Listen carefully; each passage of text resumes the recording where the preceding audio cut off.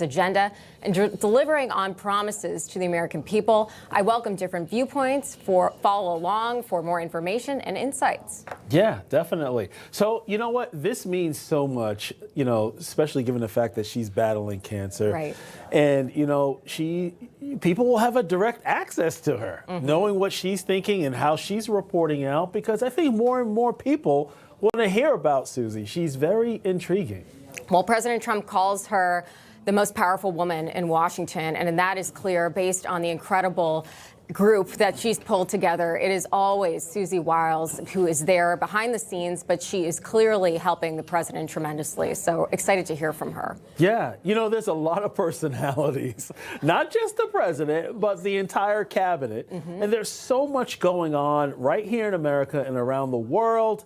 And she's actually helping Go behind closed doors to witness biblical counseling with real people. Transformed, Monday and Thursday on theDove TV, encouraging and informative.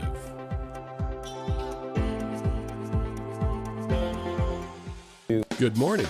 You're tuned to theDove, encouraging and informative, helping Oregon, Northern California, Idaho, and Nevada start the day with news and encouragement. This is Mornings on theDove. Well, good morning to you. Happy Wednesday. And just thought I'd let the control room know we have no monitors out here. Are we on? I don't know. We'll have to look up there. There we are. That's good. We're up there. All right. Okay. Anyway, welcome to The King and I. Well, that's what's going on, isn't it? Yeah. It's kind of like The King and I. King and I love that. Yeah. So anyway, good morning to you. Happy Wednesday. A lot going on in the news. The King was in town. Still is in town. Yeah. And I have to say, pretty good stuff. Yeah. I think if the mission was kumbaya, it's working. Yes. Very lighthearted. Very lighthearted. Good unity. Yep. Yeah, they stayed away from their own issues. You know. And even they mentioned, well, we get along, even though we disagree on some things. Yeah. We're buds. Yeah. So anyway, this is the Dove's version of The King and I. This morning. Anyway, good morning to you. All right. First of all, it is National Peace Rose Day. Now, Peggy grows roses. Look at that. That's the peace rose. Yeah. It She is has a. those. Oh, really? It's a well-known and fruitful garden rose. Bright, a light yellow and large cream-colored flowers of the peace rose have slightly flushed crimson pink petal edges. It is a hybrid tea rose that is hardy, vigorous, and highly resistant to disease. So you have them. Yeah. Peggy's roses are to be envied. I bet. What are the activities to grow roses at this time of year? She talks to them. She sings to them. Oh, okay. Well, and she's got a wonderful voice. Yeah, and then she has this little formula that she feeds them with right around Valentine's Day. Is it a secret formula? It's half Epsom salt and half alfalfa meal. Oh. And you mix this together. How do you feed them? And then you put it right at the base of the rose. Okay. After you have cut it all the way back. Oh. Right around Valentine's Day. Really? And then you let the rain take that in. I will guarantee you'll have the prettiest roses. No kidding. And so, next question. How do you deal with aphids? Ladybugs. Ladybugs, yeah? Ladybugs. All right. Yeah. Or you do the other thing, was it roll up newspaper down at the bottom? What's that? You roll up damp newspaper down at the bottom, and they all go in there, and then you just pick it up and throw it away. Or burn it. Are you serious? Yes. Would you put a little sign over it that said ladybugs only?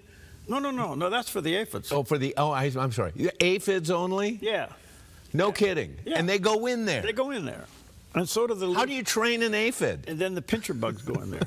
You put a little sign up, aphids and pincher bugs, welcome here. I love it. All right. Free beer. Okay. I don't know. Oh, this is good. I have to ask Tim Albert that one. Okay, I love hope I got that right. Oh, my goodness, that's wonderful. Okay, moving on. It is National Zipper Day. What would we do without our zippers? Commemorating this day in 1913 when the patent for the modern zipper was issued. Zip it up. 1913. It's a modern invention. Zip it up. How about that? Changing the button fly of the Levi's 501. Yeah. There you go. Yeah. All right, Stop Food Waste Day.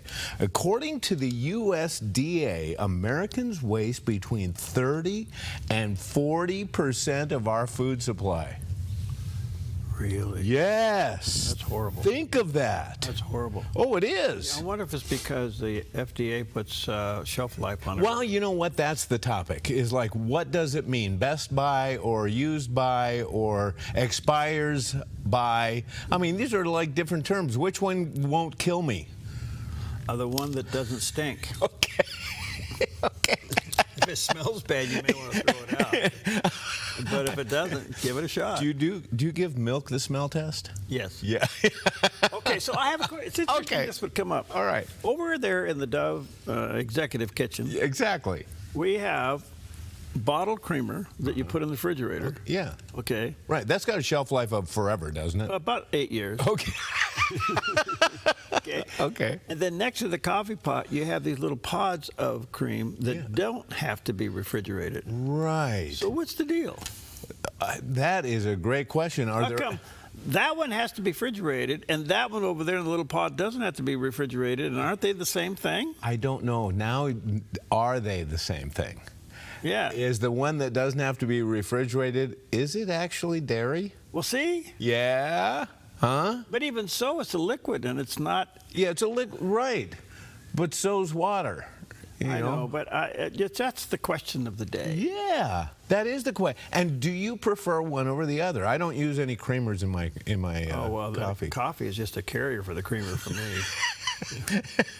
The sugary, the better? Well, I'm really cutting back. I'm Okay. trying to enjoy a black cup of coffee, and the only way I can do it is with something to eat with it.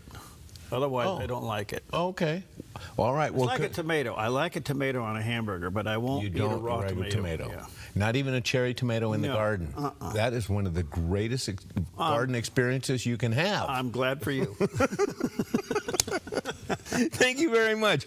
Don't waste food today. Okay. It is Stop Food Waste Day. It's also, and here's a food worth preserving and never wasting, National Shrimp Scampi Day. Ooh. Honoring the delicious dish of shrimp cooked with butter, garlic, Yes, lemon yes, juice, yes, and white wine. yes, Oh, how yes. can you beat shrimp scampi? You can't. All right. I love it. And finally, this is a good one. It's International Guide Dog Day. Oh. Did you know that Johann Wilhelm Klein is credited for coming up with the idea for a guide dog? Klein was the founder of the Institute for the Education of the Blind in Vienna. In 1819, Klein wrote about a method for training guide dogs. Then in 1847, Jacob Birrer, a blind man from Sweden, wrote how he had specially trained his own guide dog. But the concept for guide dogs didn't become popular until World War II. And many soldiers returning home from the war had become blind from poisonous gases. So Dr. Gerhard Stalling from Germany came up with the idea of training mass numbers of dogs to help the men. And in 1916, Stalling opened the world's first guide dog school. Eventually, more guide dog schools sprang up throughout Germany, and they were training up to 600 dogs per year for veterans of World War I. This is really where it hit. Yeah. It's quite a program. And they're quite the dogs. Yes. Oh, my and, goodness. You can get involved in the beginning stages. In other words, I think you can sign up where they allow you to train a puppy to a certain stage, and then it goes to the school. Oh, okay. Yeah. I wonder if there are any breeds that are more apt to be, good as guide dogs or not. I wonder. I know German Shepherds are a lot of them. Okay. Golden Retrievers are a lot of them. Okay. Labs are a lot of them. Oh, okay. And I don't know if the Doodle brand of things, where you mix things together and call it a doodle. Doodle. Are those real dogs? Are If they it real has a dogs? doodle on the end, is it a real dog? I guess they are. We have one in our family, not my immediate family, but I understand they're pretty smart. Yeah, I have a sibling I have a child who has one, and doodle? it's a labradoodle. Yeah. It is smart. It really is. Well, it's cute. So it's something mixed with a poodle, right? Yeah, lab. Okay, that's a labradoodle. Labradoodle, Do yeah. they have a golden doodle? I wonder. You know, Yeah. I don't know. Hold on, I remember Duck Dynasty, where Cy? Uncle Cy took his poodle, and the other guys had all these high-bred dogs. Okay, they shoot the duck, the other dog sticking the blind, and the poodle goes out and gets the dog and brings it back. Well, you know, poodles were originally hunting dogs. They're smart dogs. Yes. Just don't trim them to look like something that come with out a little early puff on the tail and a little puffy around the head. Oh, I know. I wonder if that's where the trans movement started. What's the name of your dog? Has your dog decided what it wants to be it's too early to go down that road. Go ahead, go somewhere else. Perry, thanks a lot, man. That's all I got. Is it? That's enough. Yeah, thanks. Okay, well, here's a guy that'll never get a doodle. A look at our forecast from Grange Co-op. As our weather patterns continue to clear and warm, today in northern Oregon and southern Washington, sunny skies from Vancouver and Portland through Wilsonville and McMinnville with highs in the low 70s. Moving down the Willamette Valley with continued sunny skies and highs near 70 in Salem and 69 in Albany and Corvallis. Some patchy morning fog around Eugene, then clearing to sunny in upper 60s. Central Oregon will be sunny today with high temperatures in the upper 60s around Prineville and low to mid 60s for Bend and Sun River with a light north wind. Mostly sunny in Boise, Idaho with a daytime high near 70. Some spots of patchy fog this morning along the Oregon coast, then burning off to sunny with highs in the low 60s for Coos Bay and Port Orford, upper 50s for Brookings, and 61 in Crescent City, California. In southern Oregon, sunny with highs moving into the mid-70s for Grants Pass and Medford. Frost in Ashland, otherwise sunny in low 70s. Sunshine for the Klamath Basin with highs in the mid to upper 60s. Into northern California, sunny with highs near 73 in Wairika and low to mid-80s for Redding and Chico. Over in Fort Bragg, some patchy fog, then sunny with a high near 57 and a light northwest wind. In the Bay Area, morning fog in Santa Rosa and Napa, then sunny with highs in the mid-70s. Sunny in San Francisco with a high near 69. And today in San Jose, patchy fog, then sunny in 77. Sunny and nice today across central California with high temperatures in the upper 70s to low 80s. For Sacramento, down through Stockton, Fresno, Visalia, and Bakersfield with a light northwest wind. It's a snapshot of your Wednesday weather from Grange Co-op. Beautiful shot of our valley this morning. And wow, what can I say? Another nice day on tap. Nice day in the neighborhood. Yes, indeed. Well, here's a big one. How can you be saved? Here is some great encouragement with Reverend Billy Graham. Then it says a Levite came by. He stopped and looked at this man and passed by on the other side. Now this Levite represented the law, the 10 Commandments. People say they can be saved by doing the best they can or by keeping the law. A poll was taken recently in New Jersey that said 92% of the people said they hoped to go to heaven, but most of them were unsure. They were not certain. Now the Bible says you can be sure. You mean to say, Billy, that I can know that I'm saved, I can know I'm forgiven, I can know I'm going to heaven? Yes, you can know it. Paul said, I know whom I have believed and am persuaded that he's able to keep that which I've committed unto him against that day. John said, these things have I written unto you that believe on the name of the Son of God, that you may know that you have eternal life. You can know it. And it's a wonderful thing to walk down the street or to go to bed tonight and know that every sin is forgiven and that if you died during the night, you're going to go to heaven. Mm-hmm. Yeah. Good stuff. Mm-hmm. That's the simple gospel. Yes. 12 minutes past the hour. Let's take a look at some of the top stories. And it's nice to start the day with some interesting and uplifting stories. Mm-hmm. No, we're not in the middle of a war. We're not throwing darts at each other. But it was the King and I there at the White House. And it really was the last day. Yesterday was quite a deal. He spoke to the joint session. I have a little clip of that. And then they went to the big state dinner at the White House. Mm-hmm. And here's a little bit of President Trump during the dinner last night. On the eve of our 250th year of cherished independence, we turn to the sovereign embodiment of our British heritage and say sincerely thank you to our friends, the United Kingdom, for the richest inheritance that any nation has ever given to another. May our two countries stand together forever for liberty, for justice, and for the glory of God.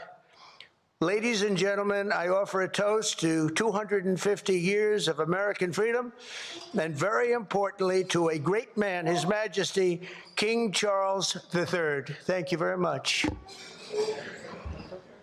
Hail to the king! Hail to the king. Yeah. Yeah. Long live the king. Long live the king. Yeah. Well, the queen did live a long time. Yeah. Yeah. They answered that. Yeah. What was she, 90? Yes. 900. Well, anyway, then before that, yesterday, one of those rare moments where he went before the joint session of Congress. And the last time a monarch was there was his mother in 1991 when she addressed the joint session. Mm-hmm. So here's a little bit of the king's speech from the joint session yesterday. The Christian faith is a firm anchor that guides us not only personally, but together as members of our community. Having devoted a large part of my life to interfaith relationships and greater understanding, it is that faith in the triumph of light over darkness, which I have found confirmed countless times. Through it, I am inspired by the profound respect that develops as people of different faiths grow in their understanding of each other. It is why, it is my hope, my prayer, that in these turbulent times, working together and with our international partners, we can stem the beating of plowshares into swords. I am mindful that we are still in the season of Easter, the season that most strengthens my hope. It is why I believe with all my heart that the essence of our two nations is a generosity of spirit and a duty to foster compassion, to promote peace, to deepen mutual understanding, and to value all people of all faiths and of none. Okay, well, listen, I would say that the mission is being accomplished, and that was to reassure the bond between the two nations, to return to the dignity of a monarch versus a democracy or a republic, okay? They can jab each other back and forth, and they did a little bit here and there. Well, yeah. But the point being is that he came over here to kind of say, all right, look, we really are, we don't need to take our family squabble before the world. Yeah, yeah. You know, you have family squabbles within the family. Did you see the Bell presentation by Yes, I did, and maybe we can get that for you. Yeah, well, let me talk about it a little bit. Okay. Apparently, he had a bell that was on the submarine named Trump, that was used by Britain in World War II. It fought in the Pacific. Wow. And it's the original bell from the Trump submarine. It says Trump on the bell. Wow. So the king presents it to Donald Trump, and then he adds something like this. He says, if you ever need us for anything, give us a ring.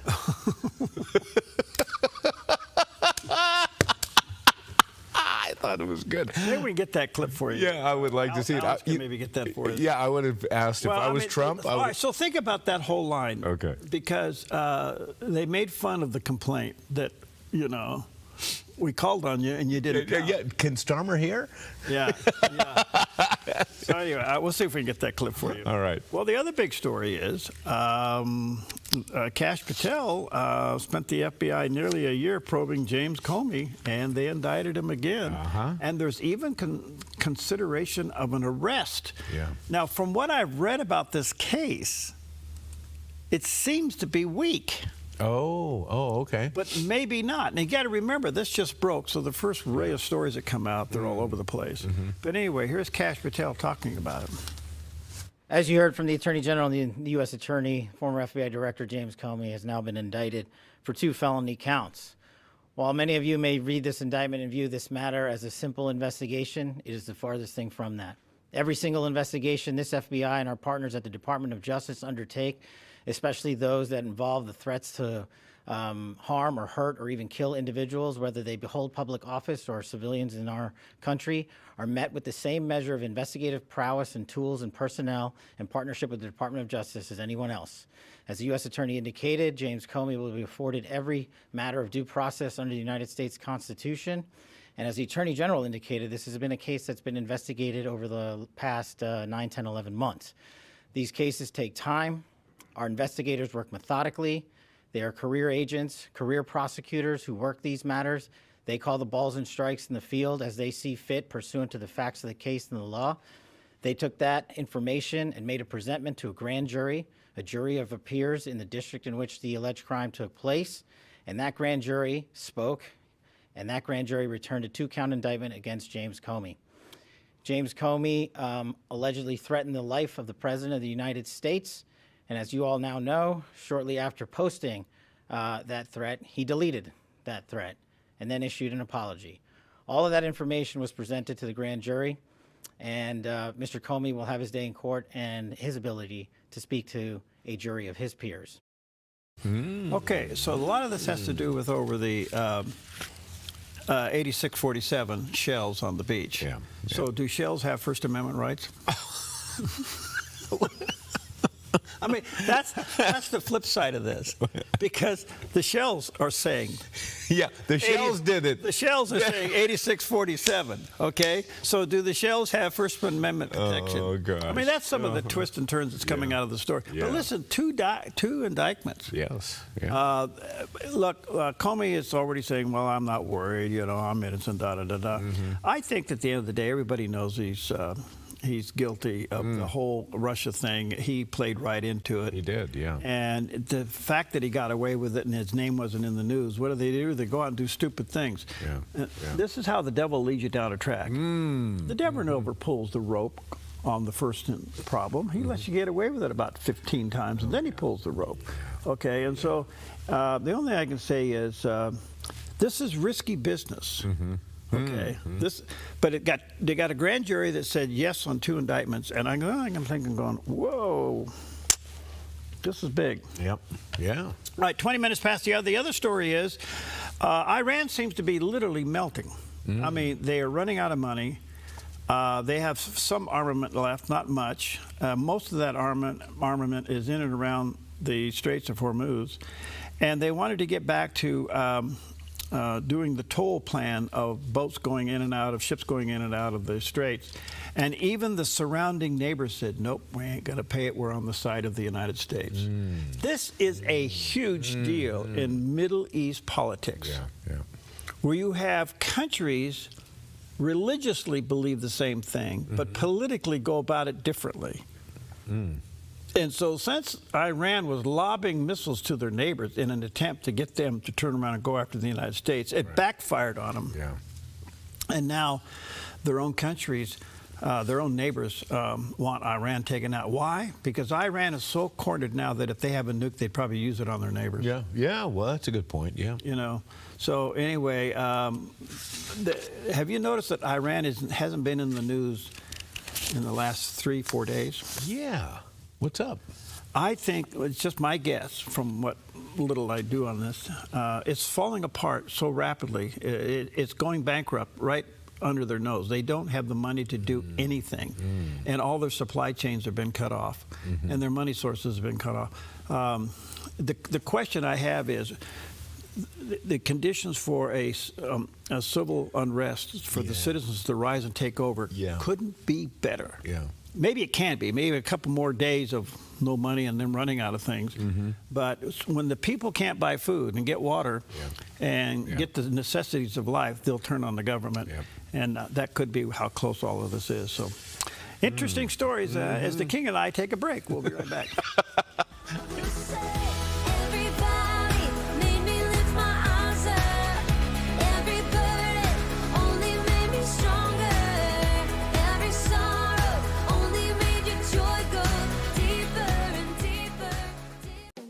Since 1934, Grange Co-op has been more than just a store. We've been a cornerstone of our community, owned by people like you. We proudly offer top-quality farm and ranch supplies, including our own Rogue feed, as well as workwear, Western apparel, garden essentials, and pet care products. By signing up as a Grange Rewards customer, you not only enjoy exclusive benefits like special offers and 1% back on most purchases, but you also become part of something bigger, a cooperative that you own and help shape. Join Grange Rewards today. Mornings on the Dove covers important issues, but we also take the time to have some fun. Along with encouragement, the day's forecast, and Jerry's Day in history. So start your day with encouragement and information. Join us weekday mornings on the Dove. Put your gold in an envelope, mail it. Hopefully you get a check. Nah. Father and son jewelry, bring your gold in, we weigh it, we check it, we make you the offer. Or turn your something old into something new. Whether it's an idea, a picture, or a piece you want to duplicate, we can melt it down and make it for you. And if you find your perfect piece in store, trade your something old for something new, and you always get a little extra. Visit Father and Son Jewelry, 5 generations of family in Medford.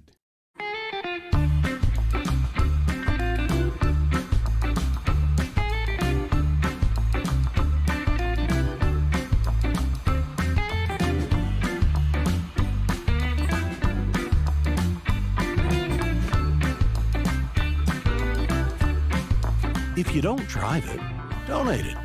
By supporting us, you'll get even more mileage out of it. Thank you from the Dove TV. Applegate River Golf and RV Resort, a pristine 9-hole course alongside the Applegate River. Their clubhouse offers a golf simulator experience. The RV Resort is adjacent to the golf course with convenient pull-through parking. Applegate River Golf and RV Resort. Information at applegaterv.com. Okay, welcome back. 25 minutes past here. I thought I'd let you know that yesterday was the last day to register to vote. Starting today, the ballots will start to go out. Most will go out by tomorrow. And you'll be getting your ballot. You already have your voter's pamphlet. I do hope that you will take the time to sit down. This is like reading the phone book. I understand that. You may want. It's very important that you sit down and you read this thing, okay, from beginning to end, and advise yourself of the issues and everything else like that. I'm already, who are you going to vote for? And why are you going to vote for? What do you think about this person? What do you think about that person? Well, I appreciate the fact that you would have that kind of confidence in me, but you know, that's the worst thing I can do is tell you how to vote. Okay, let me ask you this. With that in mind, are you going to do a special Focus Today edition where you skirt around some of these issues and kind of help, like, kind of shine the light on some of the issues of some of these ballot measures? You haven't been watching, have you? You can do it? Well, look,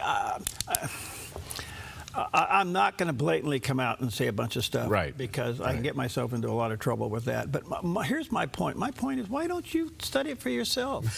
Yeah, why don't you become a responsible citizen? You know? Yeah. But you know, it's weird though, the way they write some of these ballot measures, sometimes it's confusing what it's actually going to do. Measures, I have no problem talking about measures. Okay, all right. But I do have problems about mentioning candidates. Okay. And I'll tell you, I can give you one blanket statement. Really? I've looked at all of the candidates that would be on the ballot, and especially those in our area here. Okay. Okay. All right. I would vote for any of the Republicans confidently except one. And one of those is running for governor. Right. I agree. The rest of them are all good Republican. Yeah. Republicans, one thing, but the point is that they're good, solid citizens. Most of them are believers. Yeah. And most of them are solidly pro-life. Yep. In fact, they're all solidly pro-life. Yeah. All right, so much for all of that. Let's take a look at. Did I have something else on? No, that was it. See, you guys got me confused. All right, let's take a look at the weather. Here's what's going on out there. Yeah. According to the satellite image, we have nice weather. Yeah, it looks pretty good. We're talking about sunshine today and 73. Are you ready for almost 80 tomorrow? Let's go for it. Yeah, and then on Friday as well, and then backing down for the weekend, and even a chance of showers moving in by Sunday, but we'll enjoy the sunshine and warm temperatures until then, because that's what we have. Okay. All right. So we got the bell thing? I think we got the bell. Let's listen in. In fact, let's just let it play, or should we set it up? Set it up. Okay. Well, apparently at the dinner last night for King Charles, he brought a special gift to the president, a special bell that was in use during World War II. Let's listen in and see how the presentation went. And speaking of submarine alliances, there was one particular AUKUS predecessor launched from a UK shipyard in 1944 that served for the majority of her life attached to the 4th Submarine Squadron in Australia, playing a critical role during the war in the Pacific. Her name? HMS Trump. So tonight, Mr. President, I am delighted to present to you, as a personal gift, the original bell which hung on the conning tower of your valiant namesake. May it stand as a testimony to our nation's shared history and shining future. And should you ever need to get hold of us, or just give us a ring.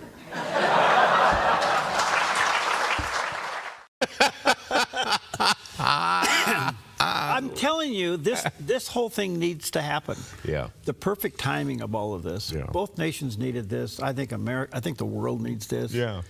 This is good stuff. Absolutely. But that is hilarious. That was really good. That's really good. All right. Okay. Oh, yeah, it's up to me now. We're going to continue with King Charles, and especially now another little sensitive subject here, the ballroom. The ballroom. Yeah, the ballroom. And he talks a little bit about how the British tried to do a little bit of remodeling in the White House themselves back in 1814. Let's listen into this one. Yeah. On this occasion, I cannot help noticing the readjustments to the East Wing, Mr. President, following your visit to Windsor Castle last year. And I'm sorry to say that we British, of course, made our own small attempt at real estate redevelopment of the White House in 1814. And my family's history remains reflected in your maps, which read rather like our Christmas card list across the ages. North and South Carolina, Virginia, Maryland, and the cities of Charleston, a particular favorite of mine, obviously, Georgetown, and for that matter, Georgia, Annapolis, as you mentioned, and further favorites, Prince William County and Williamsburg. This said, our French friends can feel equally at home with a glance at a map. Indeed, you recently commented, Mr. President, that if it were not for the United States, European countries would be speaking German. Dare I say that if it wasn't for us, you'd be speaking French.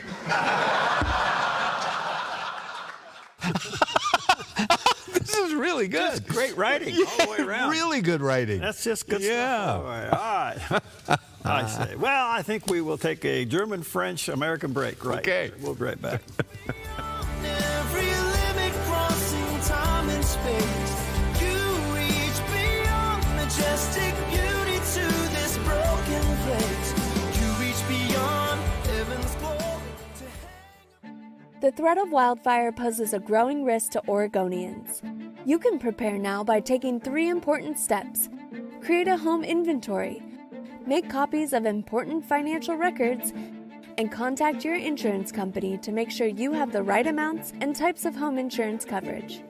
Be wildfire ready by being insurance ready. Visit dfr.oregon.gov/prepare now to learn how. Come fall in love with Northridge Senior Living, where contemporary, sunlit interiors meet old world elegance. Walk through our lovely hallways and enjoy the fun staff-led activities. Forge lasting friendships with other residents and our exceptional caregivers. Dine in style. Gather near the fireplace under breathtaking chandeliers. Our reasonably priced apartments are spacious with private balconies. Northridge is Christian-owned and operated, pet-friendly, and only 2 blocks from Asante Rogue Regional Medical Center. On-site, in-home care is available.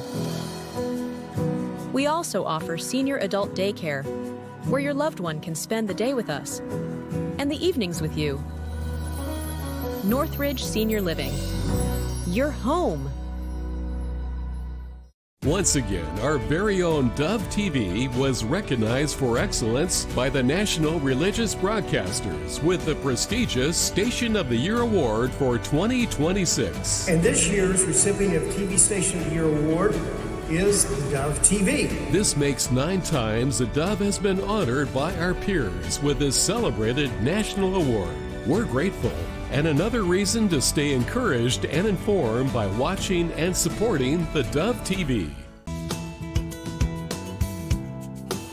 Okay, welcome back. 27 minutes before the hour. I've been looking forward to this special report. David Brody, we haven't had him on in a while. I need to get him. He's a fun guy. He wanted to run for mayor of Medford.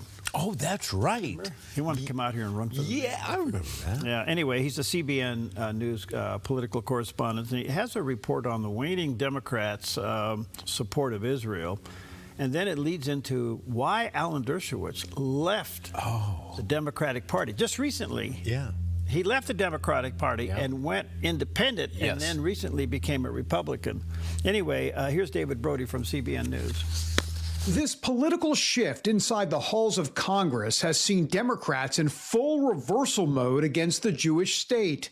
California Congressman Ro Khanna sums up the current sentiment. We're a party that believes in two states and peace, but let me tell you what we're not for. We're not for aid to Israel. They've got a $45 billion defense budget. Why are we giving them money? The tone on social media is even sharper, with New York Congresswoman Alexandria Ocasio-Cortez posting, quote, "I will not support Congress sending more taxpayer dollars and military aid to a government that consistently ignores international law and U.S. law." Then last week came a seismic shift.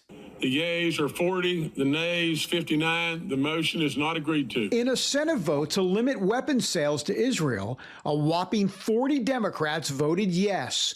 In 3 straight years of voting on this issue, you could say the writing was on the wall. In 2024, 19 Democrats supported limiting arms to Israel. In 2025, that number grew to 24, and now this year, it reached 40.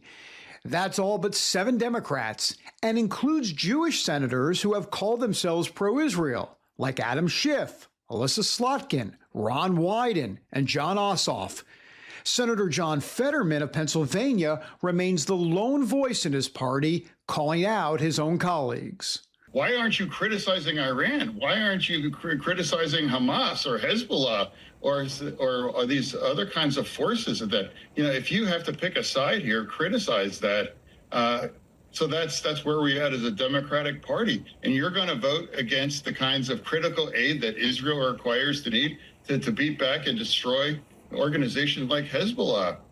Yeah, like I said, if you have to pick a side in a war, and clearly we have a side, and now I'm proud to stand on the side of Israel and America. Polling suggests Fetterman is definitely in the minority, with a new survey showing 80% of Democrat voters now hold an unfavorable view of Israel. That's a 27-point jump from just 4 years ago. And when asked whether their sympathies are more with the Israelis or the Palestinians, 67% of Democrats sided with the Palestinians, just 17% supported Israel. A famed Harvard law professor and lifelong Democrat Alan Dershowitz is sounding a sharp warning, telling CBN News he believes the Democratic Party is headed for the waste bin of history. He blames its growing anti-Israel and at times anti-Semitic tone. Dershowitz says he's making the switch to the Republican Party. CBN's chief political analyst David Brody has the story. When an influential American liberal and prominent legal mind walks away from the Democrat Party, it will make waves. And Alan Dershowitz has done exactly that. A Democrat since age 14, the 87-year-old now says what drove him away. I can't be associated with a party that's kind of leading the anti-Zionist, anti-Israel, morphing into anti-Semitic campaigns. Dershowitz tells CBN News the breaking point has been building and really accelerated after the 2024 DNC convention, where he says the party provided a platform to anti-Israel voices, which led to hateful rhetoric in this year's key Senate races. The embrace of controversial figures like Hassan Piker has only made things worse. And therefore, I would vote for Hamas over Israel every single time. I got banned completely from the New York Times, but now they're giving a platform to Hassan Piker because he's so close to Democrats. Rahm Emanuel, Bernie Sanders, all these people are now getting in bed with a Nazi, a real Nazi. I mean, not just a pseudo-Nazi, but somebody who might as well be wearing a swastika. Dershowitz is turning that frustration into action, saying in addition to leaving the party, he's actively working against it. I decided I had to devote all my energy to making sure the Democrats do not control the House, do not control the Senate, do not control the presidency, because that would all be bad for America, for Israel, for peace. As a Jew, he's also sick and tired of anti-Semitic tropes, like the accusations Israel somehow pulls the strings to influence President Trump in making decisions with Iran and the broader Middle East. First of all, why would Trump ever, from a political point of view, favor Israel? Favoring Israel doesn't get you votes these days. Certainly it doesn't get you crossover votes. What Trump is doing is based on principle, not politics. And he's certainly not being pushed around by Netanyahu. Any claim that Israel is pulling the strings or Israel is making the decisions for Trump is both stupid, ignorant, and bigoted. For Dershowitz, though, this goes beyond politics. It's become personal. That's because the cost of speaking out has led to losing relationships and being shut out of institutions that once regularly welcomed him. He says temples and Jewish organizations won't even host him. Bookstores have stopped carrying his books. And here's where it gets interesting. Alan, do you think there are other prominent Democrats that you know of that privately feel how you feel but aren't saying anything publicly? Oh, I know that for a fact. In fact, I probably got 20 phone calls and emails just when I wrote my op-ed for the Wall Street Journal saying, "You speak for me, thank you for saying it," but they don't want to say it. First of all, they're terrified about alienating their family members. And it doesn't stop there. He believes the Democrats' shift against Israel and a move towards anti-Semitism could mean disaster for the party. How do you think history is going to judge the Democrat Party on this when it comes to Israel? Horribly. The Democratic Party is today in the early stages of what have developed into really anti-Semitic parties like Britain's Labour Party early on and the Spanish Left Party.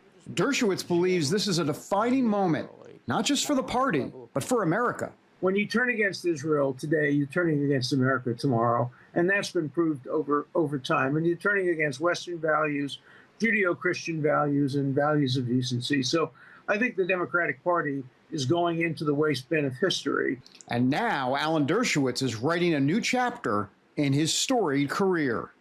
David Brody, CBN News, Washington. Wow.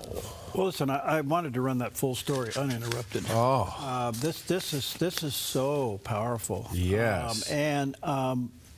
We'll get Alan Dershowitz back on the air with us because he can say it directly to us. But this is a big turn, and thank God for David Brody bringing this up. Over the last couple of days, there has been an article brewing in West Virginia because of the gerrymandering, which is very liberal.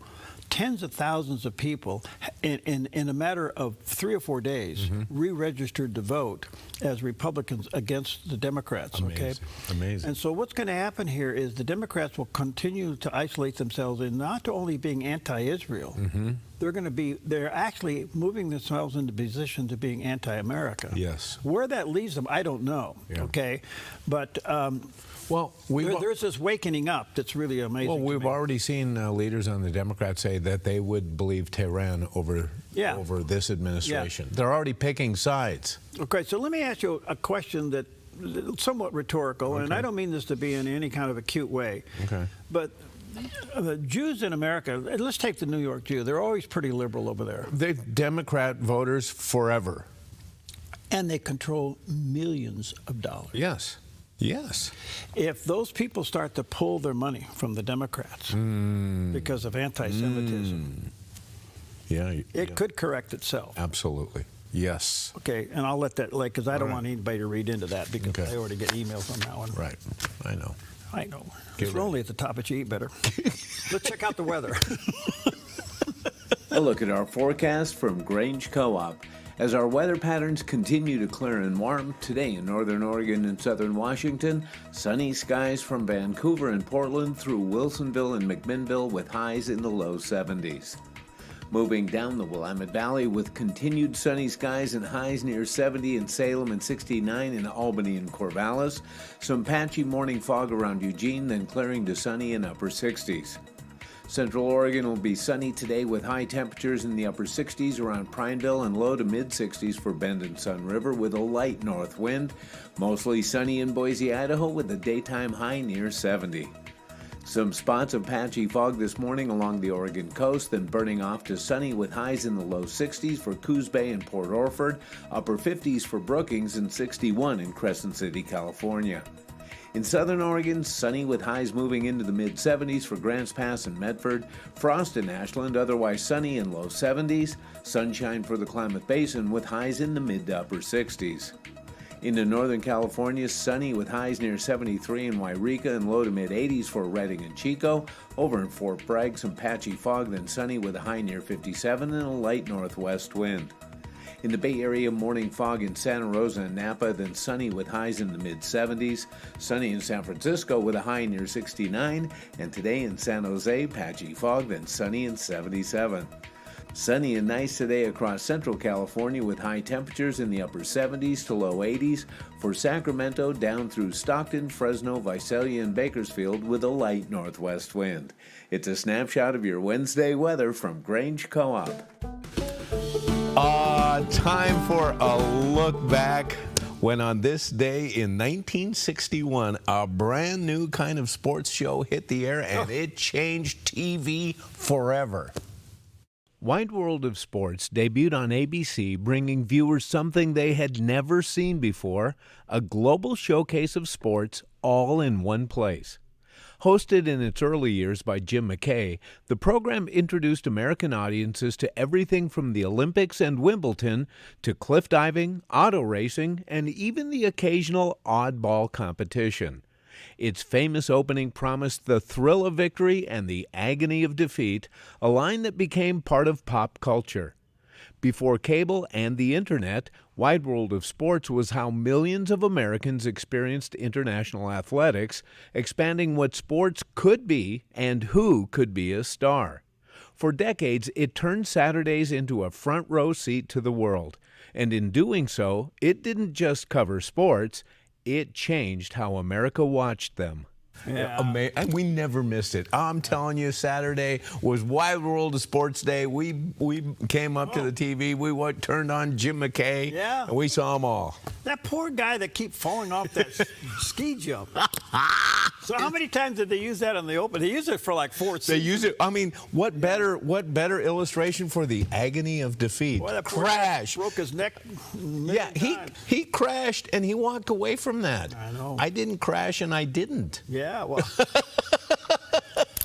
I'll tell you why during the break. Okay. Okay. Ronald Reagan, remember him? Oh boy, President Ronald Reagan. Here is something that he communicated very, very well. Listen to this.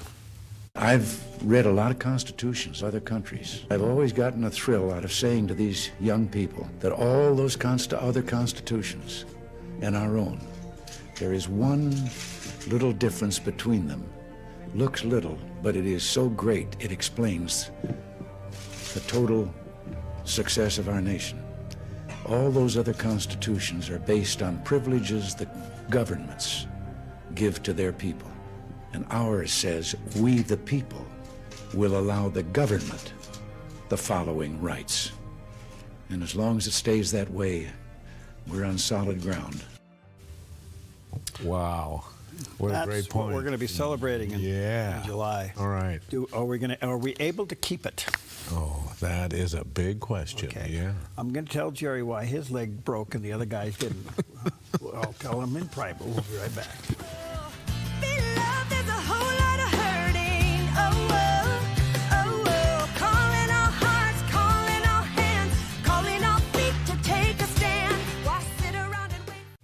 Hey, this is Ed, co-owner of Visiting Angels.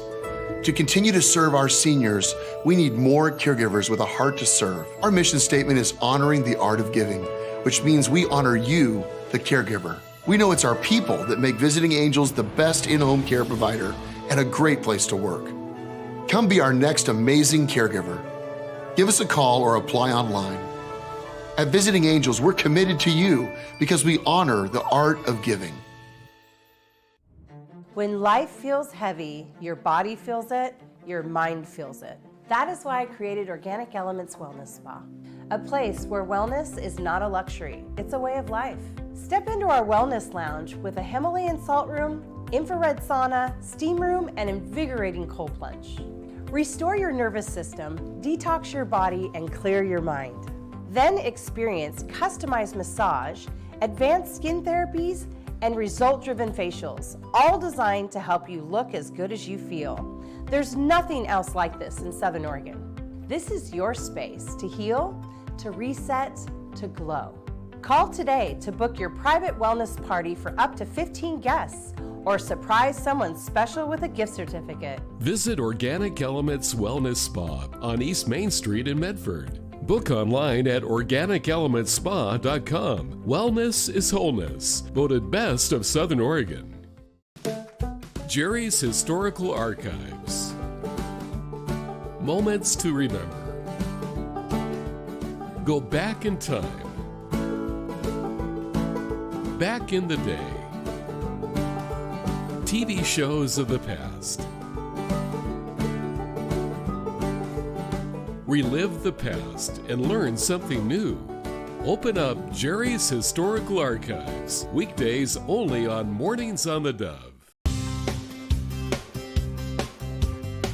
Okay, welcome back.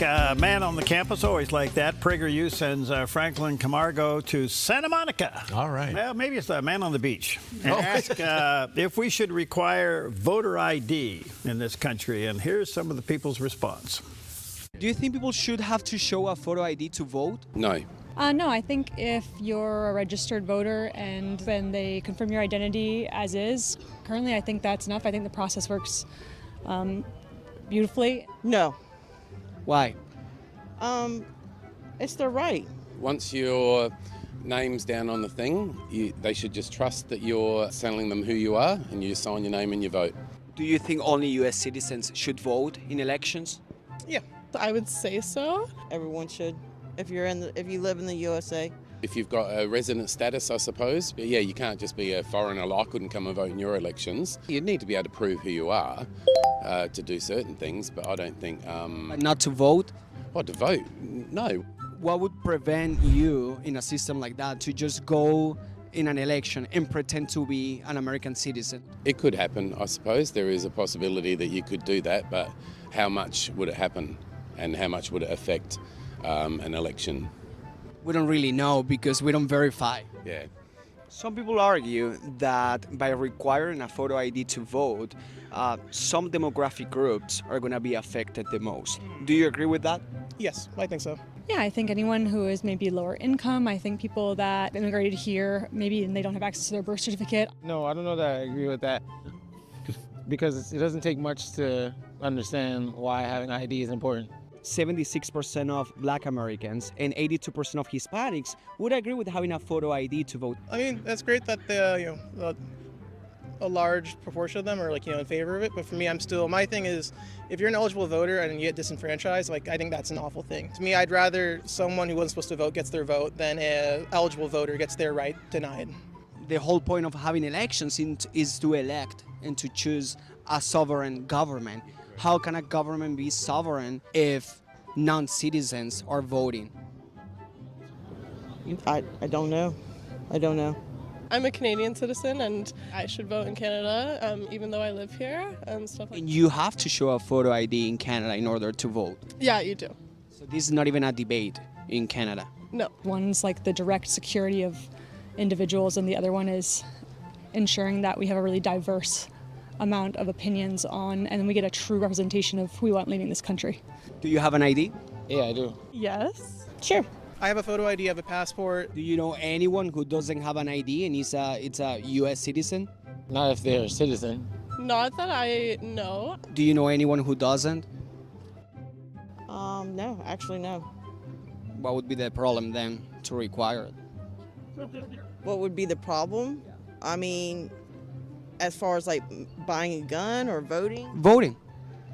Well, I mean, I don't think I particularly would want a 10 or a 12-year-old, having a vote. So you do agree with requiring an ID to vote? Yes. Oh, that went full circle. Okay. Wow. There's a secondary question that should be asked. Okay.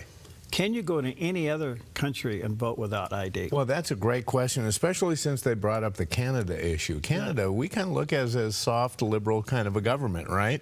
Social programs, socialized medicine, photo ID to vote. What kind of racists are those people up there? Okay, so you go to any other country, you can't do what you do here. Oh. Okay, and this is a product of, well, a lot of stuff. It's the left. It's a product of the left and from legacy media carrying their water. Education, crazy. Yes. All right, let's see here. Ooh. Geez, I got all kinds of people coming up. Yeah, who do you got? Oh, man. Eric Eggers is going to be back with us. He's a great guy. Vice President of Research for Government Accountability. We'll discuss the investigation of the South Poverty Law Center. Poverty Law Center. Oh, got all this money. And turned into a laundry machine. Supporting, there wasn't enough racism in the world, so they had to support racist organizations to make themselves valid. That's what it's all about. So, and then the other one is a little bit more discussion on AI, how people are using it more and more, good or bad. Yeah. Okay. Look, I think here's the problem with AI. What? It's not going to go away. Oh, no, it's only going to grow. So, as a citizen, I think you're going to have to figure out how you're going to use it and how are you going to check it. Yeah. I know now when I get a letter written by AI. How do you know? It's perfectly written. Oh. It's perfectly punctuated. Oh. It's perfectly spelled. Oh. There are patterns to it, and it's well versed. And I know in reading that letter that it's not that person. That's interesting. So, which is okay, but I think on the other hand, if you're going to use it for research, you better know what you're researching so that you can counter it. Bottom line, yes. So we'll talk about that. All right. Well, I got something on a much lighter note, something that feels much better than some of the stuff we just looked at. As one man in Charlotte is changing lives one child at a time. Good. Over the past 9 years, single father Peter Mutabazi has opened his home to 47 children in foster care, giving them something many had never known, a place to feel safe and loved. For Peter, it's personal. He grew up in Uganda facing abuse and instability until someone stepped in and changed his life. Now he's doing the same for others. It's a joy, he says, hearing a child call me dad.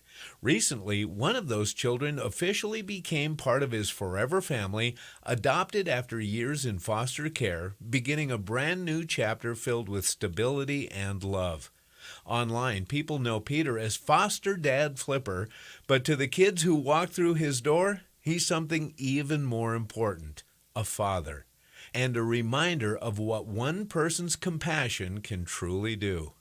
Isn't that wonderful? Yeah. All right, Colossians chapter 4, verse 2 is a good scripture for you today. Continue steadfastly in prayer, being watchful in it with thanksgiving. More things will be accomplished on your knees than on your feet. We'll be right back. You let me go. You make my heart to rise from the depths below, and you hold me up. So I can see, you're ever lifting. Applegate River Golf and RV Resort, a pristine 9-hole course alongside the Applegate River. Their clubhouse offers a golf simulator experience. The RV Resort is adjacent to the golf course with convenient pull-through parking. Applegate River Golf and RV Resort. Information at applegateRV.com.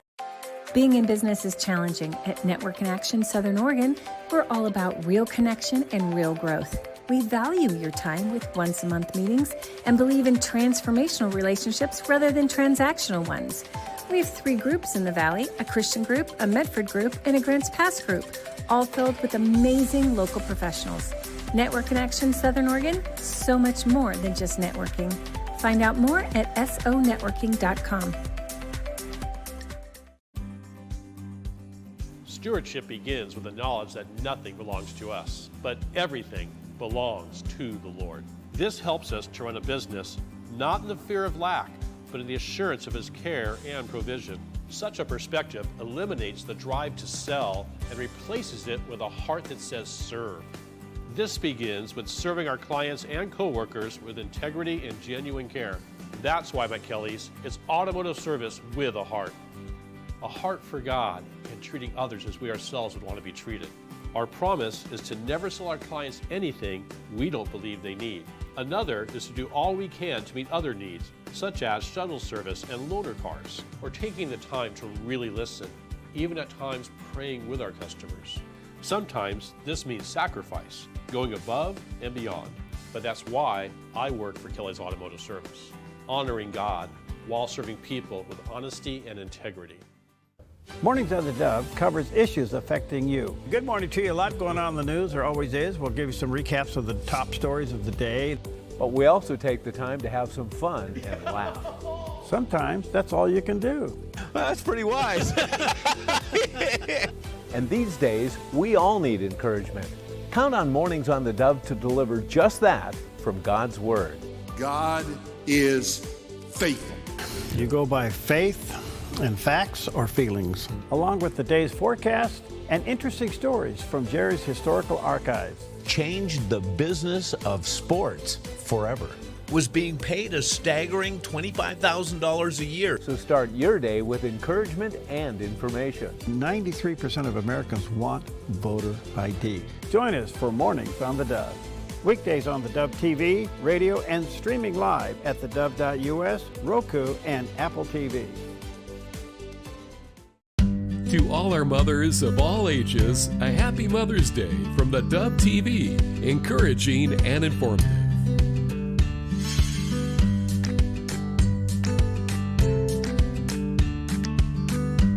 Good morning. You're tuned to the Dove, encouraging and informative, helping Oregon, Northern California, Idaho, and Nevada start the day with news and encouragement. This is Mornings on the Dove. Well, good morning to you and happy Wednesday. Welcome to Mornings on the Dove right here. Welcome to the King and I. Where's the king? Well, he's in town. Well, there's no kings. Yeah. Where are the new king tallies? The no king, yeah. They're not in Washington, D.C., are they? That's funny. Yeah, pretty interesting. Anyway, the king and the Queen are in town, and I would say if the mission was to come and kind of have a kumbaya between family members, it's working very well. It is, yeah. It's doing a good job. Yeah. The speeches and all that, we have some of those cuts for you coming up in just a moment, but you know what? I love it. I like all of the pomp of all this stuff. I know. It is really. You know, I like the red carpets. Yeah. I like the tails and white tie. Oh, the ambiance. Yeah. The First Lady was beautiful in both settings. Yep. And the speech at the joint session was great. Full house, by the way. Yeah. Which was good. All right. Yeah. The president did say something yesterday. It was funny. What? He turned to the king and he said, "Boy, great speech at the in Congress earlier today. You did something I couldn't get done, and you were able to get the Democrats to stand and applaud you." Perfect. Yeah. Yes. So they had a good time. Yeah. Anyway, if it's a goodwill mission, and it seems to be, it's working. Yeah. We have more on that coming up in a little bit. So what do you got? Well, first of all, it is National Peace Rose Day. Peach Rose Day. Peace Rose Day. And it honors a well-known and fruitful garden rose. The light yellow to large cream-colored flowers of the peace rose have slightly flushed crimson pink petal edges. Yeah. It's a hybrid tea rose that is hardy, vigorous, and highly resistant to disease. And you said Peggy grows these. Yeah. Oh, I'm pretty sure she's got that variety. Now, I wonder why today is Peace Rose Day, because roses aren't in bloom yet, are they? Oh, yes. Oh, they are? Oh, they're just beautiful. Okay, so you can tell I don't have any roses Obviously, in my house. Yeah. No, we you could have, but you mow them. You call them weeds. They're green. You know, those stems are green. Right. Okay. No, her roses are absolutely breathtaking. Really? They're just beautiful. Of course, she sings to them. Oh, well, that would account for a lot, because she has a beautiful voice. Yeah, and she feeds them properly. All right. And she sings to them. So will they stay in bloom all summer? Oh, How does it work for a rose? Oh, See, I'm not a rose guy. Well, I've bought a lot of roses, but I've cultivated none. Oh, so you bought the roses in a... Yeah, cut roses. Oh, okay. Yeah. Well, you know what? You can save money. How? Go buy Pam a rose bush or a rose tree. Okay. And then just cut a rose off of that and give it to her. You don't have to keep buying roses. I have a famous picture that was posted on Facebook once. It was on May 22nd, our anniversary. And I had in one hand, I had a bunch of roses, and the other hand, I had a salmon. Oh, that's good. That is really good. Yeah. It wasn't a box of chocolate. No. It was salmon. Yeah, and I fished and caught that salmon that morning on my anniversary. And you should have seen the guys I'm fishing with when I told them, it's my anniversary today. And they're like, dude, you're here? I said, yeah, she's sleeping. Hey, you know what? So, What? 22nd, all right, I made a mental note of that. No, thanks a lot. I'll tell you. Okay. But, What? salmon's in the river. Right now. Right now. In fact, I went down to a handicap access hole. Yeah. See, that was important because I know that, and thank you for calling. I know we got a call from one concerned viewer and listener who was a little bit worried about me going when they heard that you were talking about putting my boot outside of a waiter. Yes. Yes. The answer is yes. And there was a little bit of concern, but there is one spot on the river that is handicap access, and you can park your car in the parking lot, and you can kind of, if you're in a wheelchair, you can even roll up to this one section and fish. And at me, all I have to do is hobble to get there. Yeah. And I'll stand at the river's edge and do my casting, and I think I might start today. Okay. Okay. So, what happened to the build-in hole? The build-in hole is non-accessible anymore. You can't fish there. They closed it. Why? Because we took too many fish out of it. So they took an actual hole and closed it? They closed a hole, yeah. They put a sign up there, no fishing yeah, here? absolutely. They closed it. So now we're fishing a little bit below that, and that's a secret too. But if you find a handicap access, it's no secret, and that's where you'll find me, trying to stay dry. Yeah, trying to stay out. I have friends that have drones. Well, the fish are in the river, and it looks good this year. So let's move on. It's National Zipper Day. Commemorating this day in 1913 when the patent for the modern zipper was issued, changing Levi's forever. The 501 is still being made, though. They still have a button fly. Yeah, you got to go to the 502s. You got moving on. Stop Food Waste Day.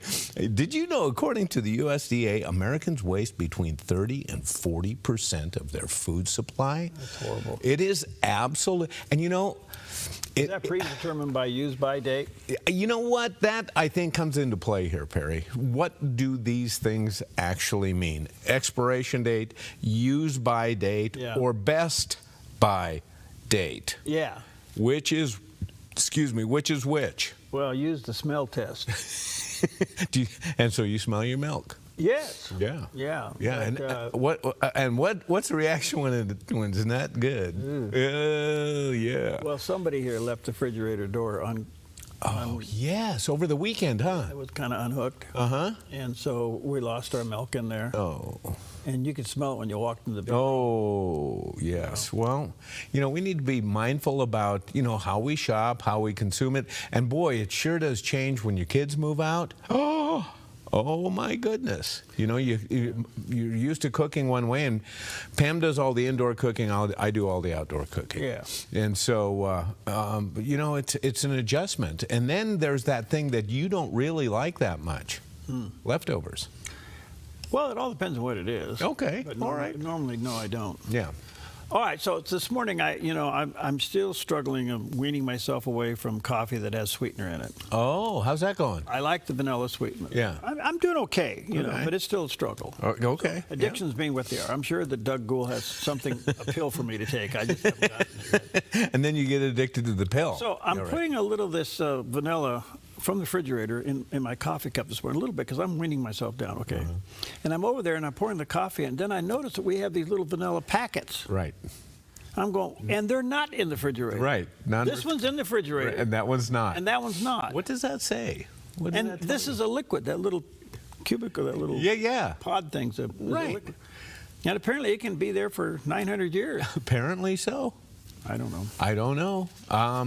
We were looking at it. Logan and I were looking at it the last break. Yeah. Yeah, and he pulled up one of those little ones. He goes, is it because it's sealed?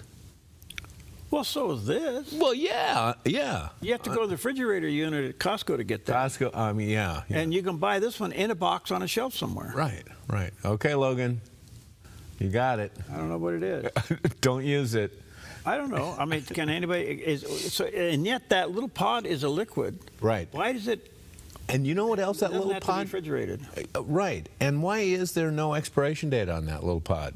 Well, I don't know. Huh? Or Best Buy? I don't know. I don't know either. Did it really come from a cow? I don't think so. I don't think so. A dinosaur. I don't know. Well, don't waste your food today. At least today, because it's that day. But here's a food you never want to waste. It's National Shrimp Scampi Day, honoring the delicious dish of shrimp cooked with butter, garlic, lemon juice, and white wine. Yes. It is good. Don't waste it. And finally, it's International Guide Dog Day. All right. And Johann Wilhelm Klein, the man credited for coming up with the idea of a guide dog. Klein was the founder of the Institute for the Education of the Blind in Vienna, and in 1819 he wrote about a method for training guide dogs. Then in 1847, Jacob Birrer, a blind man from Sweden, wrote how he had specially trained his own guide dog, but the concept of guide dogs didn't become popular until World War I, when many soldiers returning home from the war had become blind from poison gases, and Dr. Gerhard Stalling from Germany came up with the idea of training mass numbers of dogs to help the men. So he opened up guide dog schools. Eventually they spread, and they trained over 600 dogs a year for World War I vets. And that's when it took off. And boy, what a useful tool those dogs have played through the ages. Yes. The lab and the golden retriever and the German Shepherd seem to be the leading candidates for that. Yeah. I wonder if there's a breed, if that's for a reason, or if that just kind of morphed that way. I don't know. I'm going to stay away from my first hour joke. That was priceless. And we talked about Labradors. Yeah, no, don't go there. I already got a hot email. Did you? Yeah. Pam was wondering how many you're going to get. Yeah. I talked to her in the meantime. You have to watch the first hour. But I still think it's funny. Yeah, it is hilarious. Yeah, watch the first hour in rerun, because it was one of the special moments on Mornings on the Dove. Well, I actually think it can become a poster. Come on, man. You're teasing us too much. Can we go there? No. Okay. All right. Moving on. It is. That's it. That's all I got. Okay. I want to watch the first hour again now. Okay. Yeah. Okay. Well, here's a guy that has a shelf life of. We're getting near the end of it. Wait a minute. Wait. A look at our forecast from Grange Co-op. As our weather patterns continue to clear and warm, today in northern Oregon and southern Washington, sunny skies from Vancouver and Portland through Wilsonville and McMinnville with highs in the low 70s. Moving down the Willamette Valley with continued sunny skies and highs near 70 in Salem and 69 in Albany and Corvallis. Some patchy morning fog around Eugene, then clearing to sunny in upper 60s. Central Oregon will be sunny today with high temperatures in the upper 60s around Prineville and low to mid 60s for Bend and Sun River with a light north wind. Mostly sunny in Boise, Idaho with a daytime high near 70. Some spots of patchy fog this morning along the Oregon coast, then burning off to sunny with highs in the low 60s for Coos Bay and Port Orford, upper 50s for Brookings, and 61 in Crescent City, California. In southern Oregon, sunny with highs moving into the mid-70s for Grants Pass and Medford. Frost in Ashland, otherwise sunny in low 70s. Sunshine for the Klamath Basin with highs in the mid to upper 60s. Into northern California, sunny with highs near 73 in Wairika and low to mid-80s for Redding and Chico. Over in Fort Bragg, some patchy fog, then sunny with a high near 57 and a light northwest wind. In the Bay Area, morning fog in Santa Rosa and Napa, then sunny with highs in the mid-70s. Sunny in San Francisco with a high near 69. And today in San Jose, patchy fog, then sunny in 77. Sunny and nice today across central California with high temperatures in the upper 70s to low 80s. For Sacramento, down through Stockton, Fresno, Visalia, and Bakersfield with a light northwest wind. It's a snapshot of your Wednesday weather from Grange Co-op. Beautiful shot of Southern Oregon. That's down at the, well, no, that's almost due west, right off the top of Roxy Ann this morning. Isn't that pretty? Yeah. Nice day on tap. Sweet. Okay. All right. Well, in your walk of faith, do you really know Jesus, or are you just going through the motion? Yeah. Here's some encouragement with Reverend Billy Graham. Jesus said, take heed that no man deceive you. We have a lot of deceivers now. He warned that many false prophets shall rise and deceive many. Paul said, evil men and seducers shall wax worse and worse, deceiving and being deceived. So there came by a priest. Now you'd think a priest would certainly help a man that's broken and crushed and knocked out like this man was, but he passed by on the other side. He probably had a religious conference he was going to, a very important wedding that he had to perform, I don't know. But he represented religion in all of its forms. And Paul wrote to Timothy of those having a form of godliness but denying the power thereof. And I want to tell you this, religion doesn't save anybody. Religion is man's attempt to reach God. Christianity is God's attempt to reach man. There's a vast difference. Jesus said, ye are they which justify themselves before men, but God knoweth your hearts. For that which is highly esteemed among men is an abomination in the sight of God. Oh yes, we can be religious leaders, but be insincere.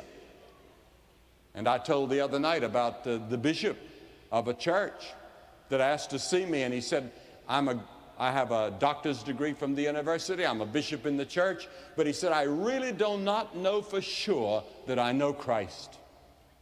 And he knelt down and he wept and accepted Christ as his Lord and Savior, and he was sure for the first time in his life he'd had to become like a little child all over again. And there are many of you like that that are in the church and leaders of the church, but deep in your heart you're not sure how you stand before Christ. There you go. Yeah. I have helped people at that level. It's amazing to me. I think you have a desire to be involved in church life, Christian activities, and things like that, and you're drawn to it, and you think by being a part of it, it does make you a better person, and it does. Okay. Yeah. But then all of a sudden you realize, wait a minute, I'm involved in something, but I don't know if I really get it. Right. Right. And I've, through the years, have had some interesting experience, especially with pastors. That really, that's why I say pastors, man, it's a tough job. They're a lonely bunch. Yeah. All right, so much for all that. Let's take a look at some of the top stories today. 15 minutes now past the hour on a beautiful Wednesday morning. Well, I'm delighted to say that we have news today that's kind of fun. Okay. It's not all this war and political garbage, you know. So the king is in town and the queen. They flew in yesterday, and he went over and, well, the day before.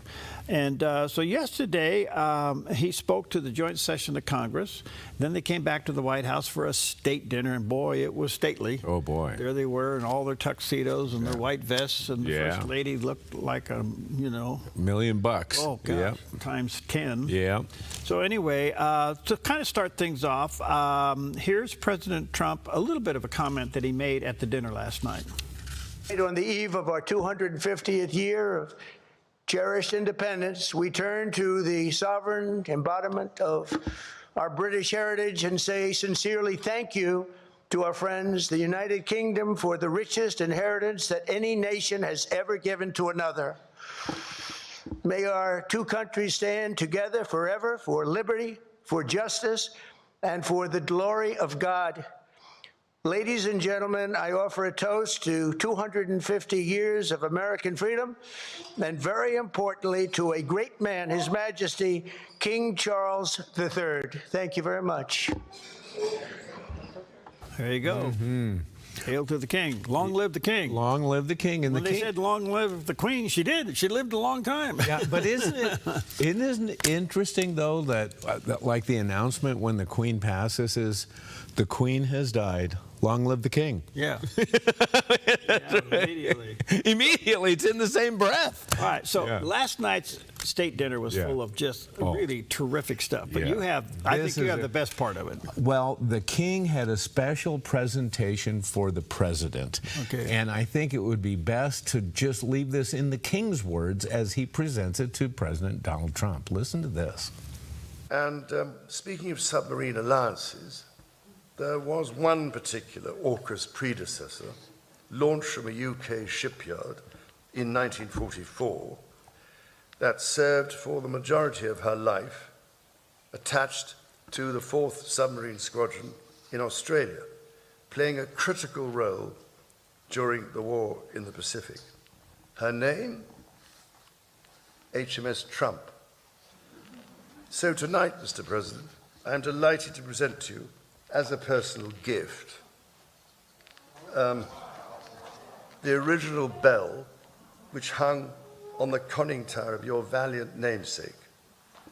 May it stand as a testimony to our nation's shared history and shining future. And should you ever need to get hold of us, or just give us a ring.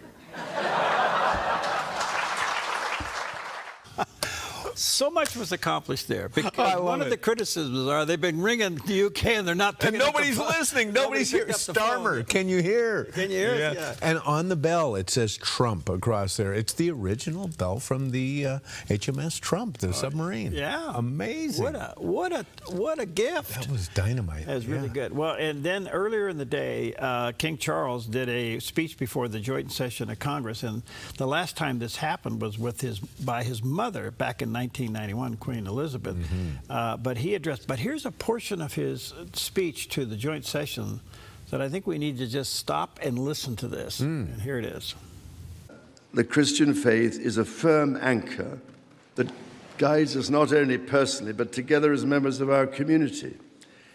Having devoted a large part of my life to interfaith relationships and greater understanding, it is that faith in the triumph of light over darkness, which I have found confirmed countless times.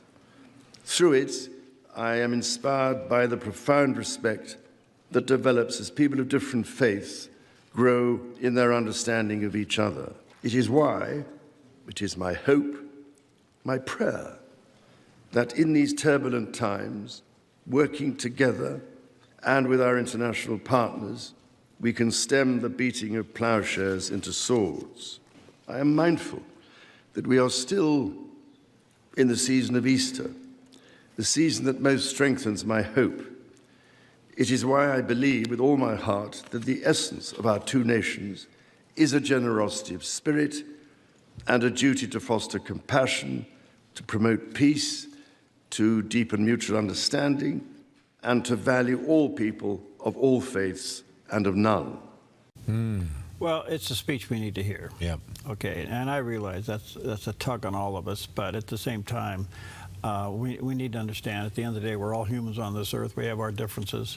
Can we get along? Yeah. You know, the big question. Yeah. All right, the other story that popped up yesterday, this is kind of interesting. If you remember James Comey, remember him? Oh, yeah. Former FBI director. Yeah. Well, he got indicted again, and this time twice.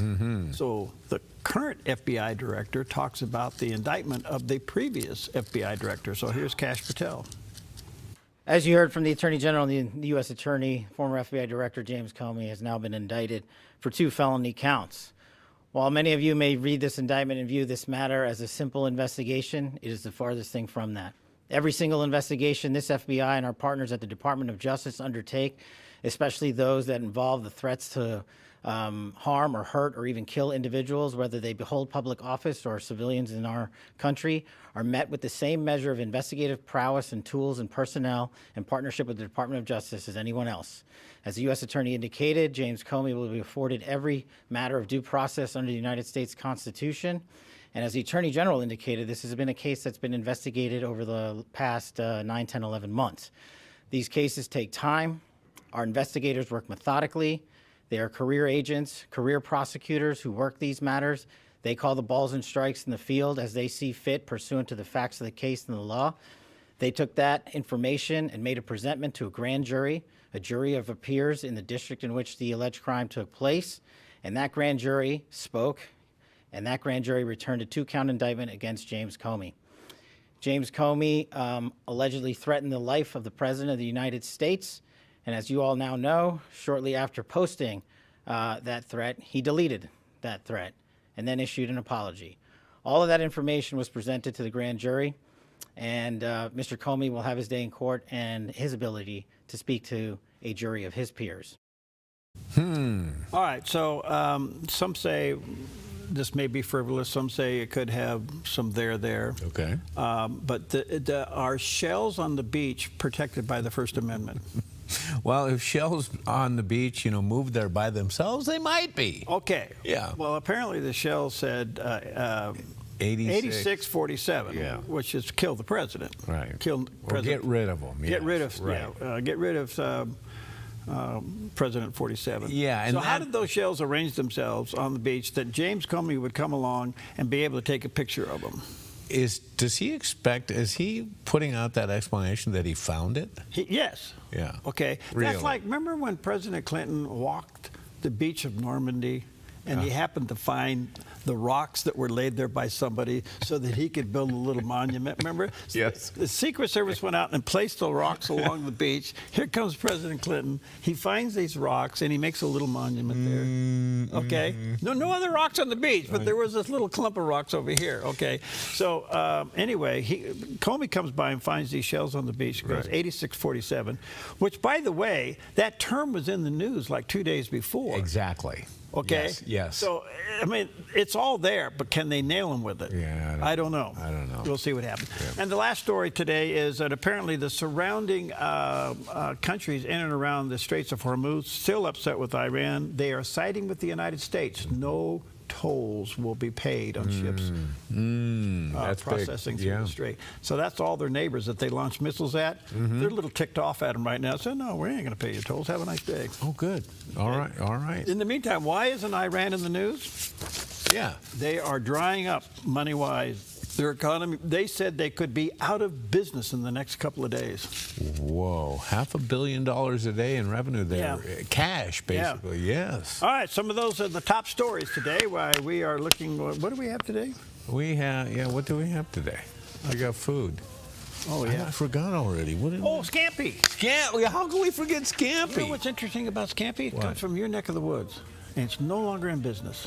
What are you talking about? Beldy's Restaurant. Oh, yes. Beldy's Restaurant on the Rogue River. Right. Now, they would butterfly their scampi. That's right. And put it in a garlic butter sauce over some pasta. It was the best in Southern Oregon. And it's gone. And it's gone, and now it's Max Diner. So you can go get, you can't get shrimp scampi, but you can go get a burger. I want the scampi. I do too. We'll be right back. If the road gets rough, just keep your head up. Let the world see what you're made of. That his love's alive in your deepest part. Since 1934, Grange Co-op has been more than just a store. We've been a cornerstone of our community, owned by people like you. We proudly offer top-quality farm and ranch supplies, including our own Rogue feed, as well as workwear, Western apparel, garden essentials, and pet care products. By signing up as a Grange Rewards customer, you not only enjoy exclusive benefits like special offers and 1% back on most purchases, but you also become part of something bigger, a cooperative that you own and help shape. Join Grange Rewards today.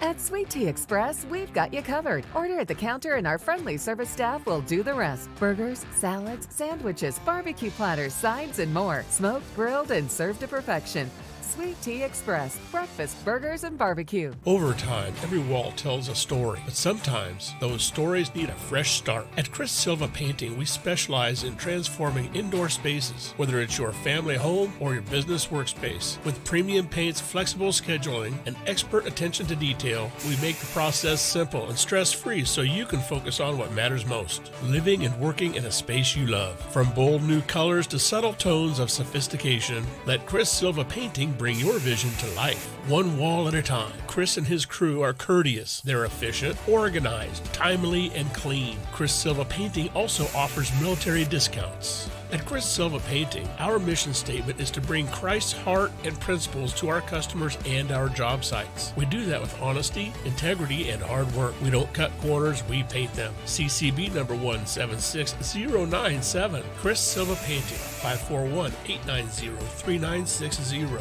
541-890-3960. Today, become a farmer with the Dove.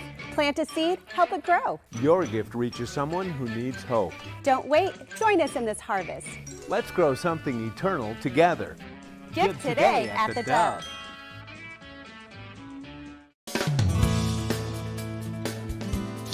All right, welcome back. 28 minutes past the hour. As you know, yesterday was the last day to register to vote in the state of Oregon, so hopefully you've done that and you've got that ready to go and you're going to get a ballot. The ballots started to be mailed. Some will go out today, but most will go out tomorrow, so you'll be getting your ballot over the weekend. Take the time to read this voter's pamphlet. I realize it's like reading the phone book, but you actually need to sit down and read this thing and make yourself informed. So a lot going on with that. I did notice that West Virginia, you know, they have a lot of this gerrymandering going on around the country and going to court and all that. Yeah. Things were so bad in West Virginia that tens of thousands, I think it's 60,000 plus people in the state of West Virginia within the matter of weeks re-registered as Republicans. Wow. Left the Democratic Party and came back as Republicans. It was over 65,000 within weeks. It's a movement. In order to combat this gerrymandering that's going on around. So I'll take that with you today. All right, let's take a look at Wall Street on this Wednesday morning. Thank you, Preston. Preston is with Smart Lawn, and if you're smart, you'll call him and you won't mow your lawn. You'll get a weed blower, not a weed blower, a leaf blower. A leaf blower, yeah. The Dow's not happy today. It's down 221. Whoa. Ooh, okay, the Nas is off 19, almost 20 points, and the S&P, which drives everything down, a little over 11 points this morning. So all feet on all three brakes this morning. In the meantime, that gold's still struggling at 45, still good, but it's at 45.28. Silver's down to 71, and look at that. That's the highest we've ever seen it. That is really sad. That's really something. $117.17 a barrel. That's the highest we've seen it. So what does all that mean? You know what it means? I went by yesterday and I found a gas station yesterday that had biodiesel, much cheaper than Costco. You did? I did.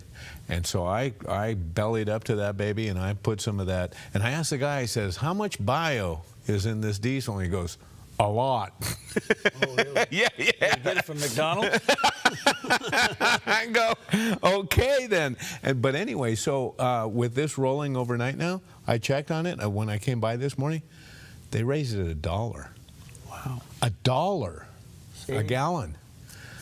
Oh, here's the question. What? Did they put that extra cost into the current tank that they're selling out? There's a big question. Yes. Right. Listen, I understand capitalism. Yeah. Until it works against me. Yeah, I think it is right now. Okay. Anyway, okay, back to the king. The king and I. The king and I. Yes. It was kind of lighthearted at some moments during the state dinner for him, and it continued as they started to talk a little bit about the proposed ballroom and the British plans to maybe alter the White House in history, and also the British legacy on U.S. maps. Let's listen to the king. On this occasion, I cannot help noticing the readjustments to the East Wing, Mr. President, following your visit to Windsor Castle last year. And I'm sorry to say that we British, of course, made our own small attempt at real estate redevelopment of the White House in 1814. And my family's history remains reflected in your maps, which read rather like our Christmas card list across the ages. North and South Carolina, Virginia, Maryland, and the cities of Charleston, a particular favorite of mine, obviously, Georgetown, and for that matter, Georgia, Annapolis, as you mentioned, and further favorites, Prince William County and Williamsburg. This said, our French friends can feel equally at home with a glance at a map. Indeed, you recently commented, Mr. President, that if it were not for the United States, European countries would be speaking German. Dare I say that if it wasn't for us, you'd be speaking French.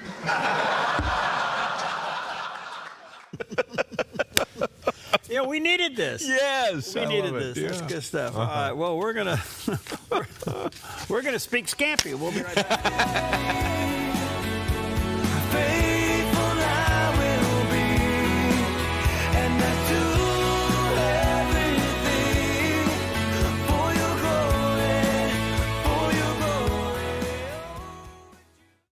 Your yard is where life happens, but it can be muddy and hard to maintain. Enjoy a maintenance-free artificial turf lawn all year round with Smart Lawn LLC. No mowing, no fertilizing, no watering.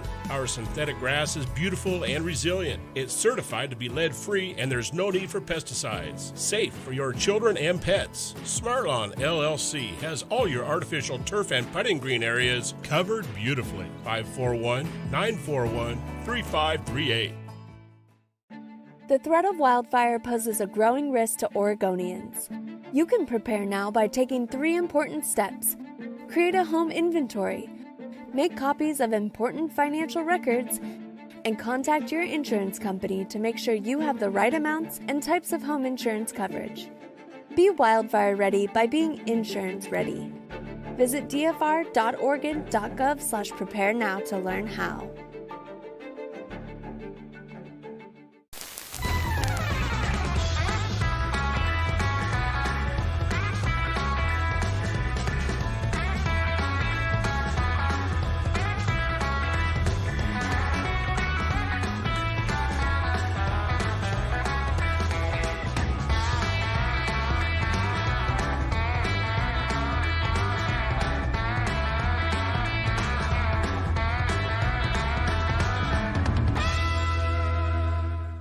Once again, our very own Dove TV was recognized for excellence by the National Religious Broadcasters with the prestigious Station of the Year Award for 2026. And this year's recipient of TV Station of the Year Award is Dove TV. This makes 9 times the Dove has been honored by our peers with this celebrated national award. We're grateful, and another reason to stay encouraged and informed by watching and supporting the Dove TV. Okay, welcome back. At 25 minutes before the hour, this next piece from CBN News and our good friend David Brody. It's been a while since I've had him on the show. Great guy. One time he wanted to run for mayor of Medford. I remember this well. Hilarious. Yes. But anyway, he's with CBN News. He's their chief political correspondent. He does this story on the waning democratic support of Israel and Jewish and the anti-Semitism that's rising in this country. And at the tail end of this report, he ties in Alan Dershowitz, who went from being a Democrat to an independent. Now he actually the other day announced he's becoming a Republican. Right. This story is so meaningful, I decided not to edit any of it to play the whole story. So here it is. This political shift inside the halls of Congress has seen Democrats in full reversal mode against the Jewish state. California Congressman Ro Khanna sums up the current sentiment. We're a party that believes in 2 states and peace, but let me tell you what we're not for. We're not for aid to Israel. They've got a $45 billion defense budget. Why are we giving them money? The tone on social media is even sharper, with New York Congresswoman Alexandria Ocasio-Cortez posting, quote, "I will not support Congress sending more taxpayer dollars and military aid to a government that consistently ignores international law and U.S. law." Then last week came a seismic shift. The yeas are 40, the nays 59. The motion is not agreed to. In a Senate vote to limit weapons sales to Israel, a whopping 40 Democrats voted yes. In 3 straight years of voting on this issue, you could say the writing was on the wall. In 2024, 19 Democrats supported limiting arms to Israel. In 2025, that number grew to 24, and now this year, it reached 40. That's all but 7 Democrats, and includes Jewish senators who have called themselves pro-Israel, like Adam Schiff, Alyssa Slotkin, Ron Wyden, and John Ossoff. Senator John Fetterman of Pennsylvania remains the lone voice in his party, calling out his own colleagues. Why aren't you criticizing Iran? Why aren't you criticizing Hamas or Hezbollah or these other kinds of forces that, if you have to pick a side here, criticize that. So that's where we're at as a Democratic Party. And you're going to vote against the kinds of critical aid that Israel requires to beat back and destroy organizations like Hezbollah. Yeah, like I said, if you have to pick a side in a war, and clearly we have a side, and now I'm proud to stand on the side of Israel and America. Polling suggests Fetterman is definitely in the minority, with a new survey showing 80% of Democrat voters now hold an unfavorable view of Israel. That's a 27-point jump from just 4 years ago. And when asked whether their sympathies are more with the Israelis or the Palestinians, 67% of Democrats sided with the Palestinians, just 17% supported Israel. A famed Harvard law professor and lifelong Democrat Alan Dershowitz is sounding a sharp warning, telling CBN News he believes the Democratic Party is headed for the waste bin of history. He blames its growing anti-Israel and at times anti-Semitic tone. Dershowitz says he's making the switch to the Republican Party. CBN's chief political analyst David Brody has the story. When an influential American liberal and prominent legal mind walks away from the Democrat Party, it will make waves. And Alan Dershowitz has done exactly that. A Democrat since age 14, the 87-year-old now says what drove him away. I can't be associated with a party that's kind of leading the anti-Zionist, anti-Israel, morphing into anti-Semitic campaign. Dershowitz tells CBN News the breaking point has been building and really accelerated after the 2024 DNC convention, where he says the party provided a platform to anti-Israel voices, which led to hateful rhetoric in this year's key Senate races. The embrace of controversial figures like Hassan Piker has only made things worse. And therefore, I would vote for Hamas over Israel every single time. I got banned completely from the New York Times, but now they're giving a platform to Hassan Piker because he's so close to Democrats. Rahm Emanuel, Bernie Sanders, all these people are now getting in bed with a Nazi, a real Nazi. I mean, not just a pseudo-Nazi, but somebody who might as well be wearing a swastika. Dershowitz is turning that frustration into action, saying in addition to leaving the party, he's actively working against it. I decided I had to devote all my energy to making sure the Democrats do not control the House, do not control the Senate, do not control the presidency, because that would all be bad for America, for Israel, for peace. As a Jew, he's also sick and tired of anti-Semitic tropes, like the accusations Israel somehow pulls the strings to influence President Trump in making decisions with Iran and the broader Middle East. First of all, why would Trump ever, from a political point of view, favor Israel? Favoring Israel doesn't get you votes these days. Certainly it doesn't get you crossover votes. What Trump is doing is based on principle, not politics. And he's certainly not being pushed around by Netanyahu. Any claim that Israel is pulling the strings or Israel is making the decisions for Trump is both stupid, ignorant, and bigoted. For Dershowitz, though, this goes beyond politics. It's become personal. That's because the cost of speaking out has led to losing relationships and being shut out of institutions that once regularly welcomed him. He says temples and Jewish organizations won't even host him. Bookstores have stopped carrying his books. And here's where it gets interesting. Alan, do you think there are other prominent Democrats that you know of that privately feel how you feel but aren't saying anything publicly? Oh, I know that for a fact. In fact, I probably got 20 phone calls and emails just when I wrote my op-ed for the Wall Street Journal saying, "You speak for me, thank you for saying it," but they don't want to say it. First of all, they're terrified about alienating their family members. And it doesn't stop there. He believes the Democrats' shift against Israel and a move towards anti-Semitism could mean disaster for the party. How do you think history is going to judge the Democrat Party on this when it comes to Israel? Horribly. The Democratic Party is today in the early stages of what have developed into really anti-Semitic parties like Britain's Labour Party early on and the Spanish Left Party. Dershowitz believes this is a defining moment, not just for the party, but for America. When you turn against Israel today, you're turning against America tomorrow, and that's been proved over time. And you're turning against Western values, Judeo-Christian values, and values of decency. So I think the Democratic Party is going into the waste bin of history. And now Alan Dershowitz is writing a new chapter in his storied career. David Brody, CBN News, Washington. Well, let's see how much he gets invited to speak between now and November across the country. Oh, yeah. And invited by who? Well, anybody. Yeah. We're certainly going to extend the invitation to him. We've had him on the show quite a few times. Well, you and him are best buddies. Oh, yeah, we're buds. Yeah, right. He talks to me all night long. Yeah. Right. Anyway, but I mean, if he can get his message out, I mean, he is a principled Jew. Yes. Yes. And he will provide the opportunity for other Jews that are tied up in the nonsense and don't know what to do to be principled and come on out and stand up for their belief and for their heritage. That's my feeling. You know what the RNC should do with Alan Dershowitz? Bring him out as a speaker. Absolutely. And they should actually cut a spot and say where Alan Dershowitz says, I'm a lifelong Democrat. Let me speak to you Democrats. And then put it right on the line.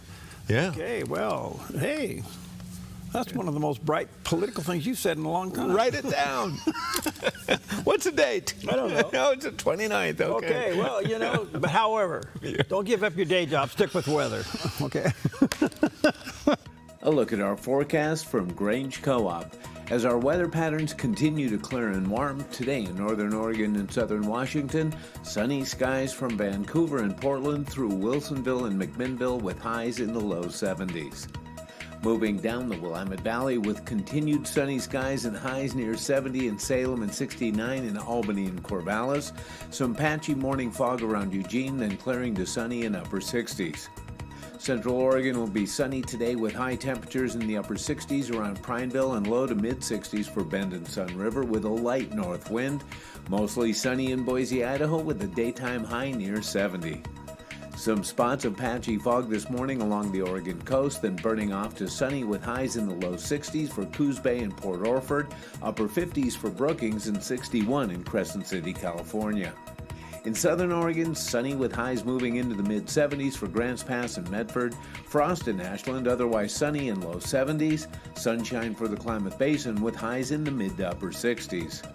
Into northern California, sunny with highs near 73 in Wairika and low to mid-80s for Redding and Chico.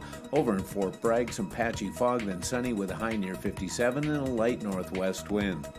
In the Bay Area, morning fog in Santa Rosa and Napa, then sunny with highs in the mid-70s. Sunny in San Francisco with a high near 69. And today in San Jose, patchy fog, then sunny in 77. Sunny and nice today across central California with high temperatures in the upper 70s to low 80s. For Sacramento, down through Stockton, Fresno, Visalia, and Bakersfield with a light northwest wind. It's a snapshot of your Wednesday weather from Grange Co-op. A perfect time to look back, especially on this day in 1961 when a new kind of sports show hit the air and changed television forever. Wide World of Sports debuted on ABC, bringing viewers something they had never seen before, a global showcase of sports all in one place. Hosted in its early years by Jim McKay, the program introduced American audiences to everything from the Olympics and Wimbledon to cliff diving, auto racing, and even the occasional oddball competition. Its famous opening promised the thrill of victory and the agony of defeat, a line that became part of pop culture. Before cable and the internet, Wide World of Sports was how millions of Americans experienced international athletics, expanding what sports could be and who could be a star. For decades, it turned Saturdays into a front row seat to the world.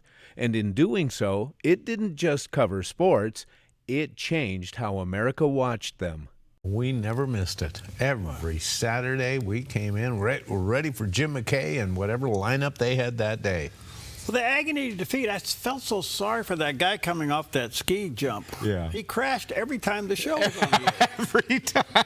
I wonder if he made residuals off that. I don't know. That was the best crash ever. Yeah. You should have taken some lessons from him. Well, you know what? There was a lot to be learned from that crash. What?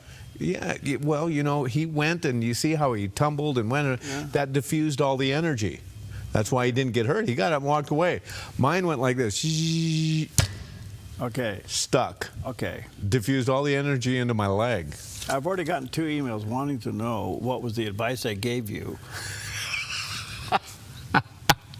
I told Jerry during one of the breaks the difference between the guy that fell off the ski ramp coming down on the wide world of sports, and he got up and walked away, and you didn't. You had to be hauled out in an ambulance. What is it? We'll just let that hang out there.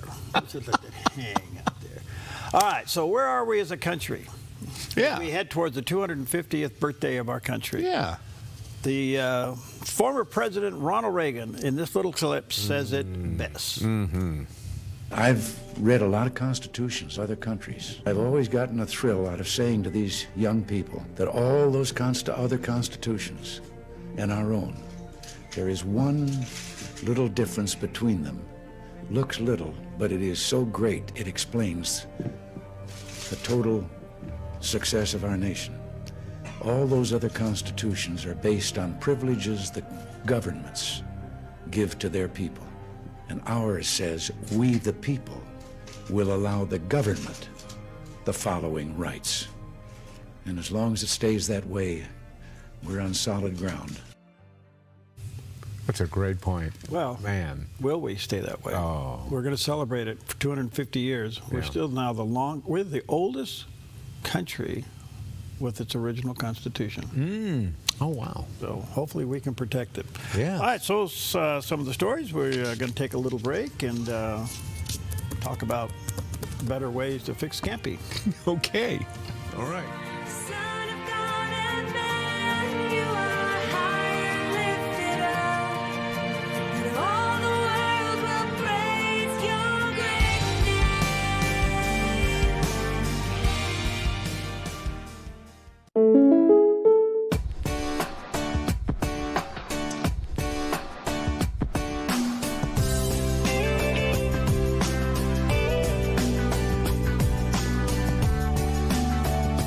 Combining your home and auto insurance could save you time and money. And who doesn't like that? When you want surprisingly great rates on auto, home, and life, call State Farm agent Rory Wold in Medford today. Like a good neighbor, State Farm is there. Jerry's Historical Archives. U.S. history. Great moments in time. Record breakers. Our music through the years. Historic leaders. Moments to remember. Go back in time. Back in the day. TV shows of the past. Nostalgia. It's a wonderful trip down memory lane with fun and interesting stories you might not know about. Relive the past and learn something new. Open up Jerry's Historical Archives. Weekdays only on Mornings on the Dove.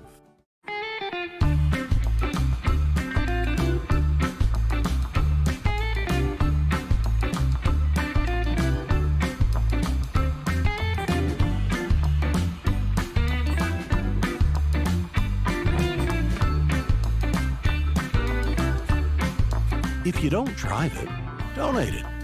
By supporting us, you'll get even more mileage out of it.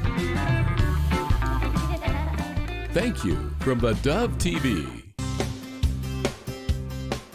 Okay, welcome back. 9 minutes before the top of the hour on a beautiful Wednesday morning out there. PragerU sends people to the campuses on the beach, ask the question, and here's the question.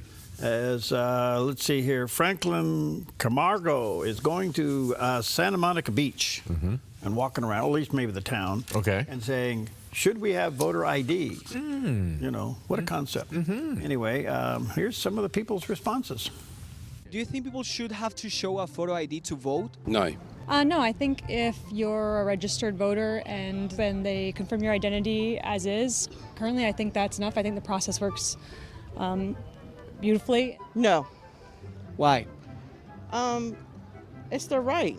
Once your name's down on the thing, they should just trust that you're telling them who you are and you sign your name and you vote. Do you think only U.S. citizens should vote in elections? Yeah, I would say so. Everyone should.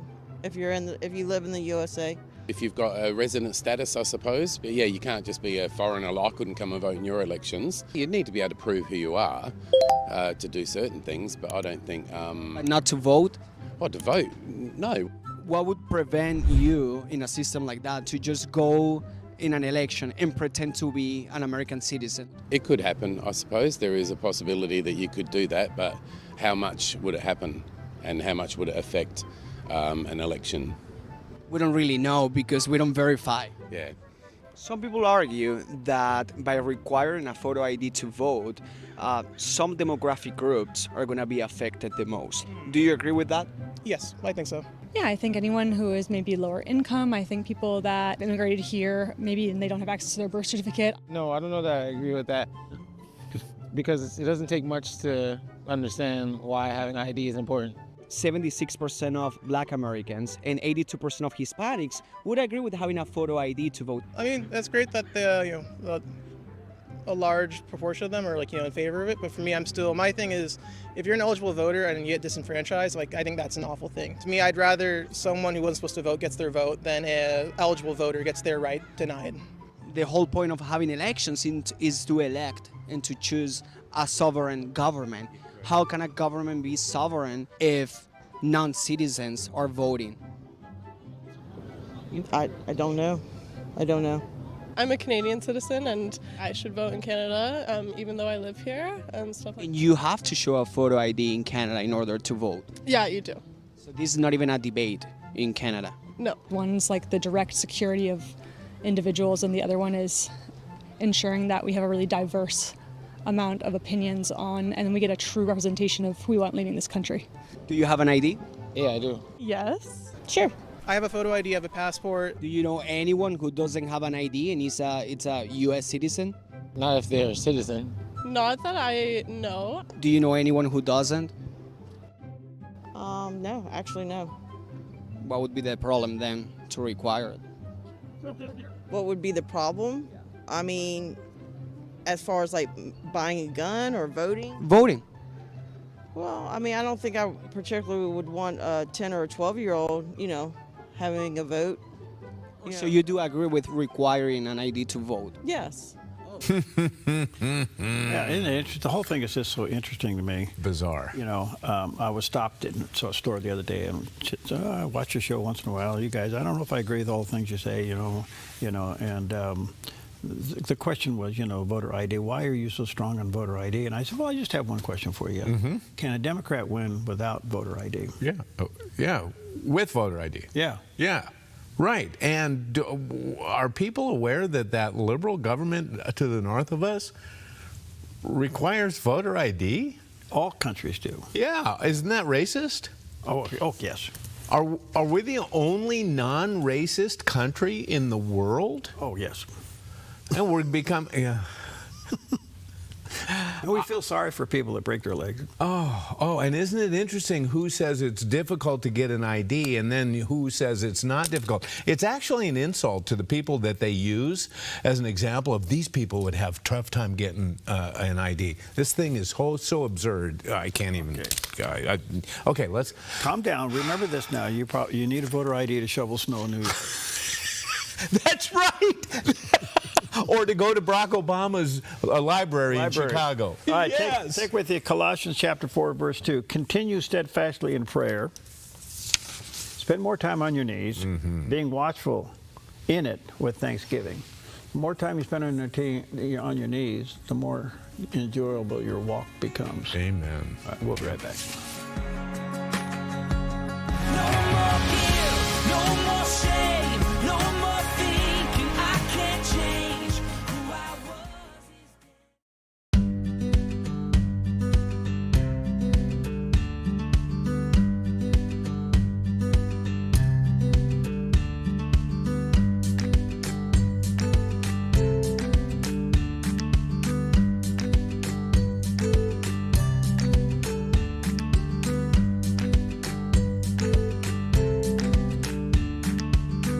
To all our moms of all ages, a very happy Mother's Day from the Dove TV. Applegate River Golf and RV Resort, a pristine 9-hole course alongside the Applegate River. Their clubhouse offers a golf simulator experience. The RV Resort is adjacent to the golf course with convenient pull-through parking. Applegate River Golf and RV Resort. Information at applegateRV.com. Come fall in love with Northridge Senior Living, where contemporary, sunlit interiors meet old-world elegance. Walk through our lovely hallways and enjoy the fun staff-led activities. Forge lasting friendships with other residents and our exceptional caregivers. Dine in style. Gather near the fireplace under breathtaking chandeliers. Our reasonably priced apartments are spacious with private balconies. Northridge is Christian-owned and operated, pet-friendly, and only 2 blocks from Asante Rogue Regional Medical Center. On-site, in-home care is available. We also offer senior adult daycare, where your loved one can spend the day with us and the evenings with you. Northridge Senior Living. Your home.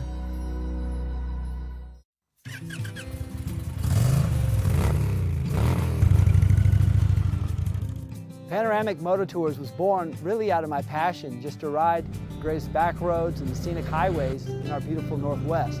God put it on my heart to share the experiences and invite others. More than riding beautiful roads, it's the camaraderie and fellowship. It's hearing each other's stories. It's being mutually encouraged on our journeys of life. Riders can book one of our ready-to-ride guided tours offering the best of Oregon or Northern California. Or book a private custom tour tailored just for your group to destinations like Glacier or Yellowstone. For more information, go to panoramicmototours.com or call me, Nick, at 541-622-3844. When you find something you love, you just want to share it. panoramicmototours.com. Your next adventure starts here. Today, become a farmer with theDove. Plant a seed, help it grow. Let's grow something eternal together. Give today at theDove.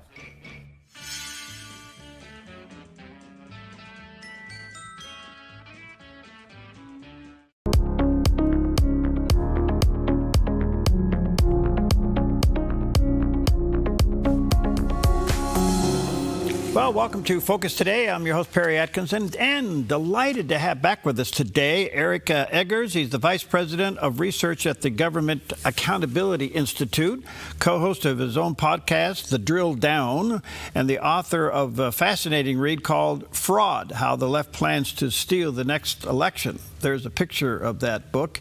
By the way, it's been out for quite a while, but boy, does it apply now. And you can go to g-a-i.org,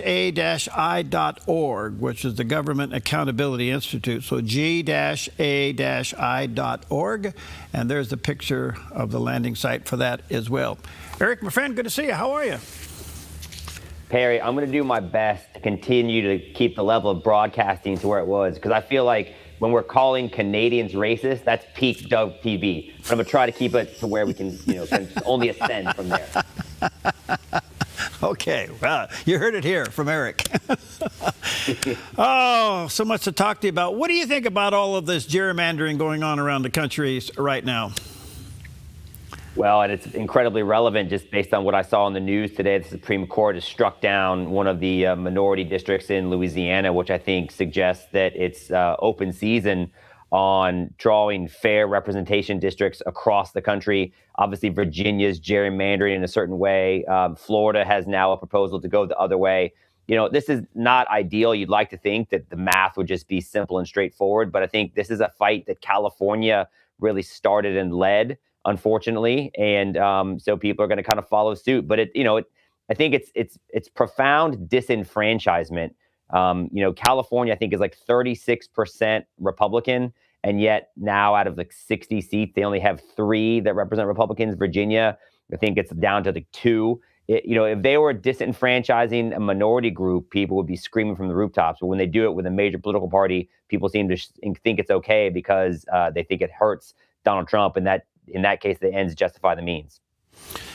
Can these be won in court? I mean, you ought to see Oregon. I mean, you talk about gerrymandering, you kind of go, this looks like a bowl full of noodles. I want to get that on a T-shirt, Perry. Oregon, a bowl full of noodles. But yeah, in some states, it actually looks like a grid. Like I think Iowa is just a bunch of blocks. And so, they do all kinds of things to rationalize ways to have minority representation. It's silly, and it's actually, thank you for showing my book, as you always are so kind to do. But it's another way of rigging elections, right? It's maybe not election fraud by the technical definition, but it is disenfranchisement, and I think it doesn't, lead to fair representation, at least in terms of the congressional map. And I think that when you factor in the gerrymandering and then also the illegal counting in the census of illegal immigrants, which then adds to the apportionment of congressional seats, it helps explain why I think you see even more Republican seats being underrepresented, and liberal Democrats and illegal immigrants being more represented in Congress. So, what's going on in West Virginia, where tens of thousands re-registered within a matter of weeks to counter some of this? Well, that's the thing. It's the same thing that's happening in Florida. Like they just redrew a district in Florida where I live, and they've gotten rid of a number of Democrats' seats. And it's just, it's kind of this tit for tat thing. And so they say, well, they're going to do it on one end, and we're going to do it in another way. And I think ultimately it's less than ideal because it undermines confidence in democracy. At the end of the day, Perry, and this is, they had a big lawsuit in Georgia after the 2020 election because Georgia said, hey, we're going to go back to getting rid of political material in and around the ballot box because we're meant to cast ballots in a politically sterile environment. Elections should be just what's in the best interest of the country. It shouldn't be the thumbs on the scale and based on who's in charge. And you get to come up with a different set of rules. It should just be basic common sense rules. We should have voter ID. We should have only legal names on the list of the people who get to vote. And we should have districts that are drawn up based on, what's truly the representation of the demographics of that area. But unfortunately, those don't seem like things that most people on the left want to agree to, which is why you have to engage in these kind of silly battles back and forth. All right, let's swing your attention over to California. A lot to talk about there. We could probably spend a week talking about California, but in particular, the Nick Shirley Act, which California lawmakers are considering a bill that would be called the Nick Shirley Act, which is pretty amazing. Now, he's the guy that goes in. He's an investigative journalist. He finds out a lot. Look what he did in states finding out about fraud. He's spending some time there in California uncovering things, and apparently they're pretty worried about it. They want to pass a bill to stop him. What's that all about? This story is insane, Perry. So the craziest part about this is, fraud has been happening. It's been being uncovered at record levels in California. Christopher Rufo and others have gone in and said we've identified something like $180 billion worth of fraud, which is more than the GDP of a lot of countries, right? Mm-hmm. It's insane how much money is being wasted there.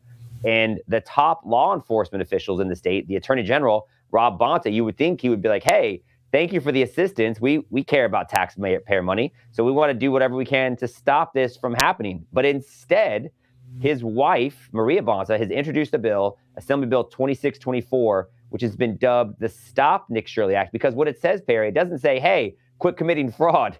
What it does is if you're somebody who goes out and exposes fraud or attempts to expose services potentially fraudulent being provided on behalf of immigrants, then you can face criminal charges, whether it's misdemeanor, fines, and even jail time. So what that tells me, Perry, is that the law enforcement people in the state of California, who of course are Democrats, are more concerned about protecting the people potentially benefiting from fraud than stopping it themselves. And there's a reason for that. And we actually discussed this on a recent podcast that Peter Schweitzer and I did, because I'm old enough to remember, Perry, when Minnesota fraud was happening at incredibly high levels and it dominated the national news.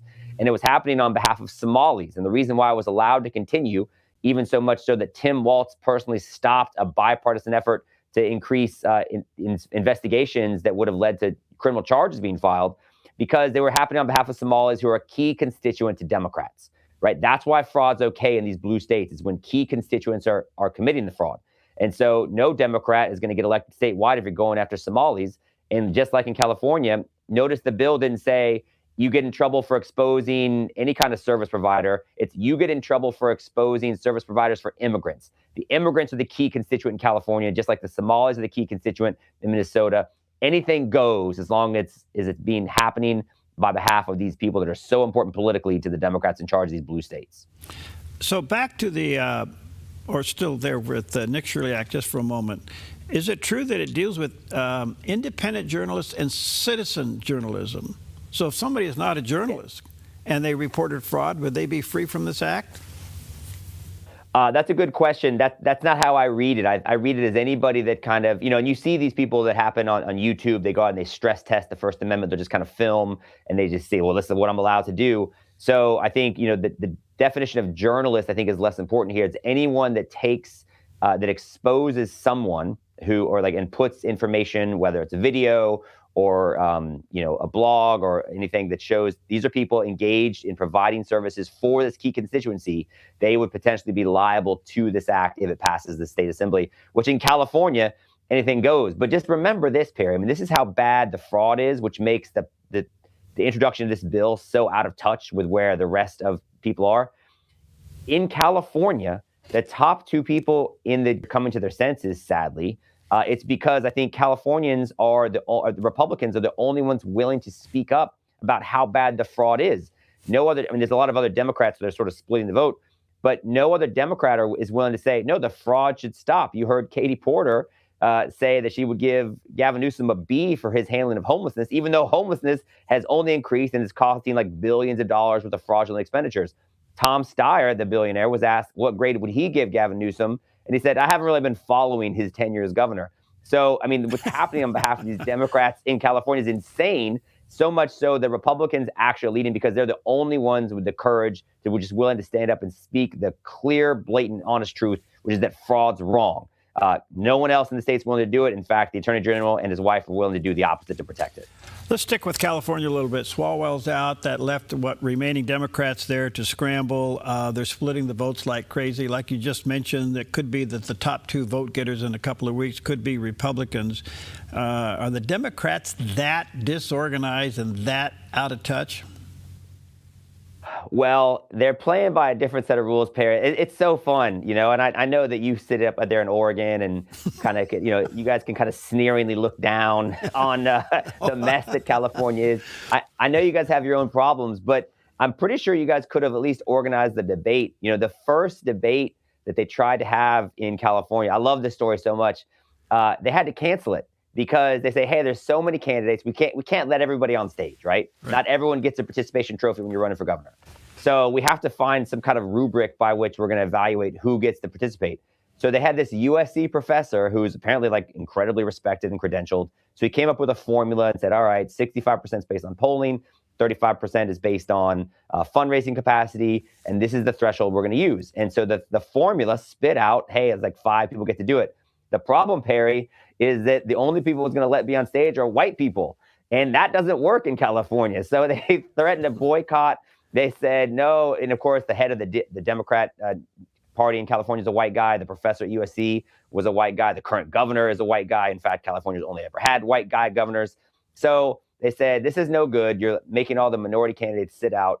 So they canceled the debate. And so it's such a mess. And so it's a miracle, really, that they were able to find some consensus, a way to get enough people on stage in a way that, because they have to play by the rules of political correctness, not just meritocracy and viability. It's really fun to watch, and I hope that at least one Republican kind of makes it into the top two, because California does this really interesting jungle primary where, regardless of party, the top two vote getters advance to the general election. So open primary in California has really backfired. Well, I guess it depends on your perspective, It may be the best thing to happen to Republicans because the reality is the status quo in that state has been so disastrous and so costly, not just for Californians, Perry, but, a lot of this fraud that's happening with Medicare and Medicaid, these are federal tax dollars. So you and I, unfortunately, are contributing to this. And as we noted, this is, just kind of a carryover of the Biden administration's policies, which told states literally, we don't want you taking people off the rolls of welfare, even if you think that they are committing fraud. So it's no wonder that you have so much fraud existing. And California is so backwards, Perry. that the person who is the controller for the state of California, the person whose job it was to stop the fraud, the person who was so bad at stopping the fraud that California has attracted all these investigative journalists to show up and expose it, she decided that she's ready to have a promotion. She's actually one of the candidates for governor. You couldn't make it up. One other thing about California, how do you think the billionaire tax is going to go in November? Or is it on the May primary? I mean, you left, didn't you, Perry? I've been gone a long time.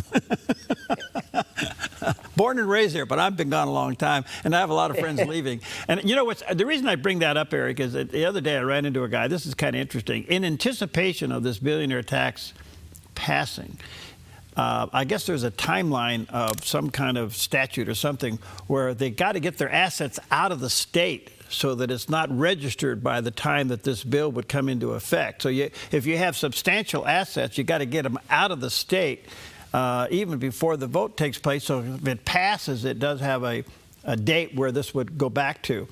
And he's moved all of his assets, and some of them are in a building right next door to me here. And I'm going, whoa.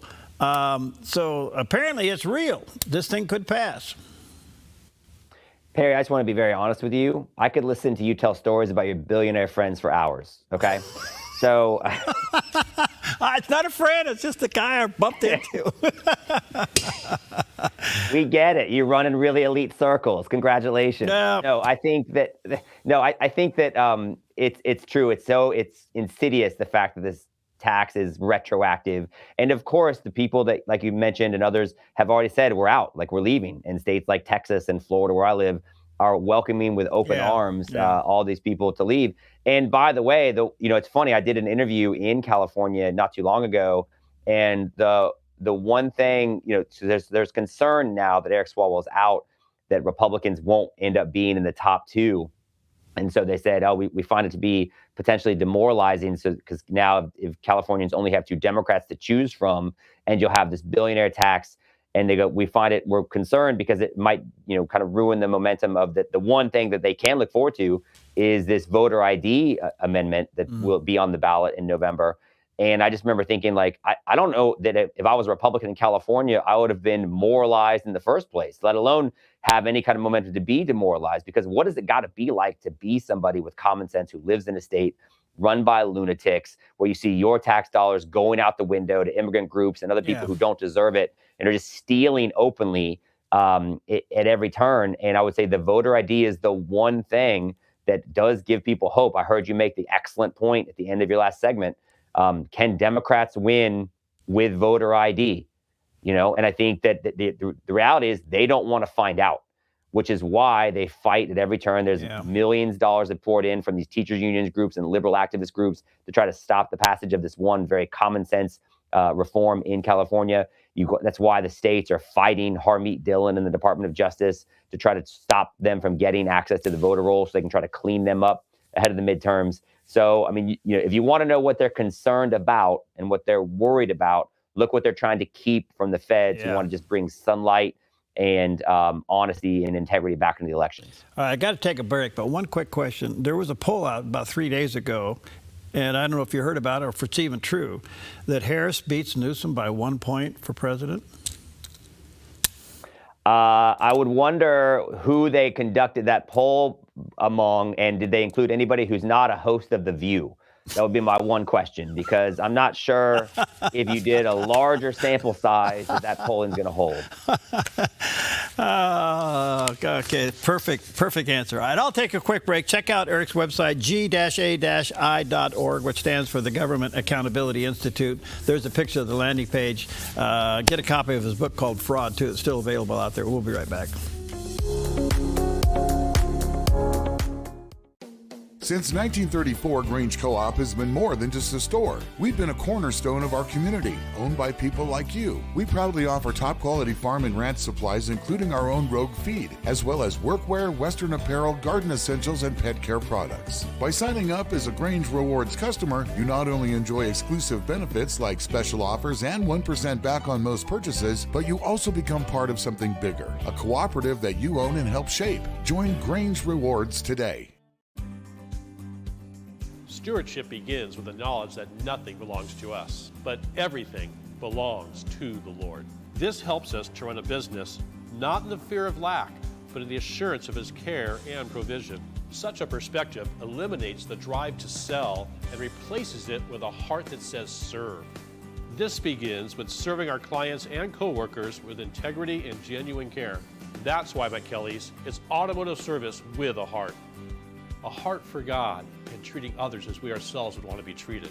Our promise is to never sell our clients anything we don't believe they need. Another is to do all we can to meet other needs, such as shuttle service and loaner cars, or taking the time to really listen, even at times praying with our customers.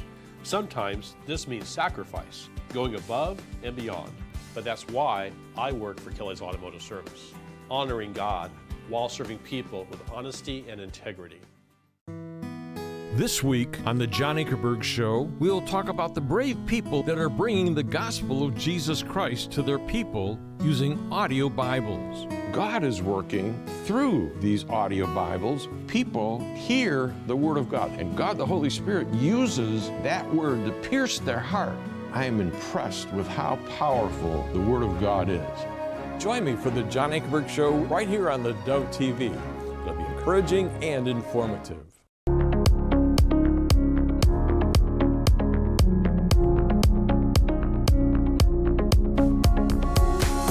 Okay, welcome back. What an honor to have back with us Eric Eggers. He's the Vice President of Research there at the Government Accountability Institute and co-host of a powerful podcast, as you can just tell by talking to him, called The Drill Down. Check that out.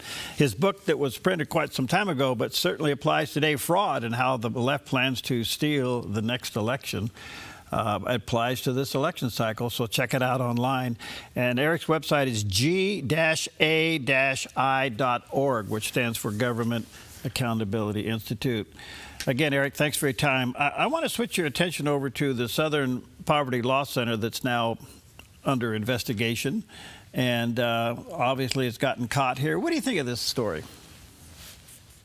It's terrible. Right? It's terrible for lots of reasons. But, I remember shortly after Donald Trump got elected, Perry, I don't know if you know this about me, but I have an adopted child who is African-American. And, we take race relations like quite seriously. And I remember having a conversation with another family who's African-American. And he was saying to somebody, he's like, the thing about Donald Trump, I understand and respect what people like about him, but I don't like that he gives racists permission to be more aggressive, and he gives people an excuse to be more hostile. And they hold Donald Trump up as an example of somebody who's openly dividing the country. And they would reference the Charlottesville rally as an example of that. And now, of course, nearly a decade later, we know that that's completely false. And it was totally fabricated. In fact, the opposite's true.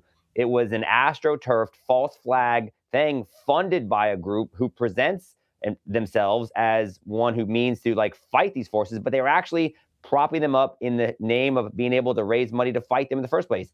It's so gross, it's so wrong, and it's been just literally terrible for the fabric of the country. And I think, unfortunately, Perry, and we actually just did another drill down episode about this, which I love you. I love the way you promote my book. You can also find our podcast at thedrilldown.com if people are interested in finding those episodes, thedrilldown.com. And we just talked about how there's one party that has a real problem of fomenting, promoting, and embracing hate and violence. And sadly, it's not the Republicans. It's the left, right? A higher percentage of Democrats think that assassinations or political violence is okay. You've got people like Hassan Piker going on podcasts saying that it's okay to steal from big corporations because they steal from their workers by keeping wages low. And you've got groups like the Southern Poverty Law Center who are literally pretending and lying about the presence of hate in this country as a way to prop themselves up. It's so wrong, and it's important that programs like yours help shed light on who we really are as a country. The good news is we're not that divided, despite what these groups want us to believe. Okay, in light of what the Southern Poverty Law Center now been exposed to doing, really double standard, obviously. I will say one thing about the Democrats, Eric. They get an A+ in blaming us for what they do. They're very good.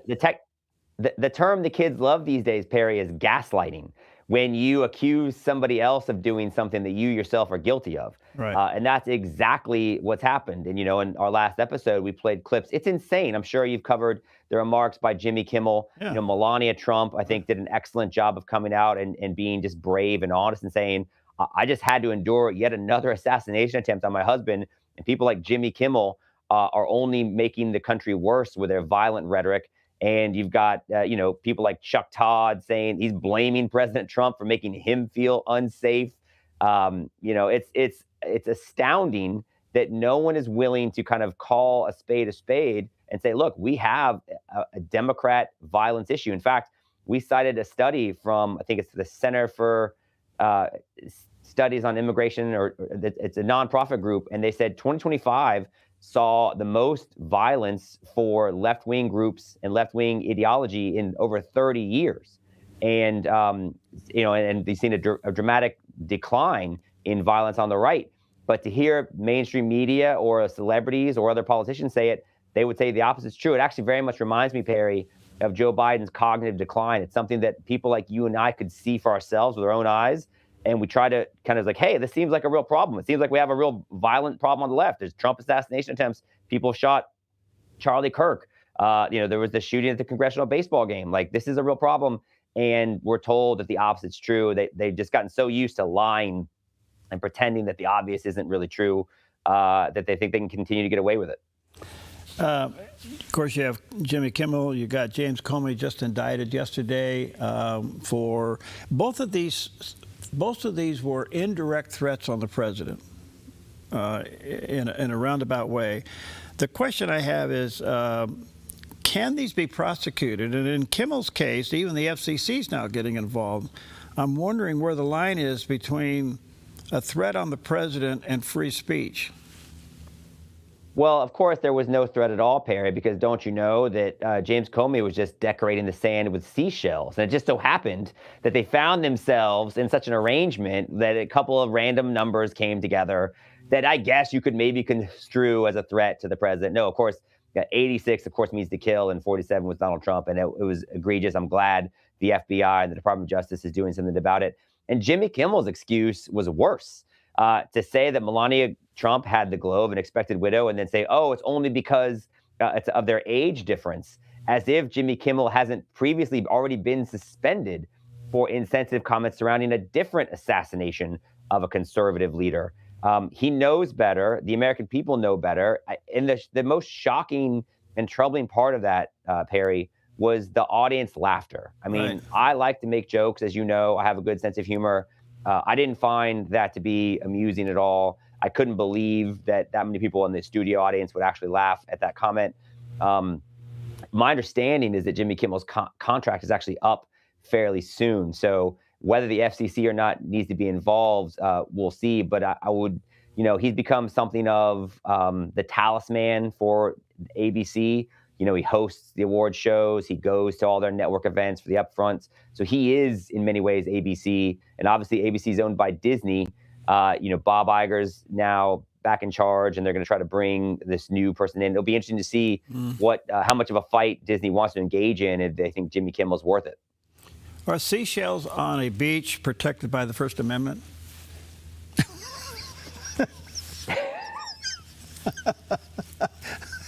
I guess it depends on the kind of beach, Perry.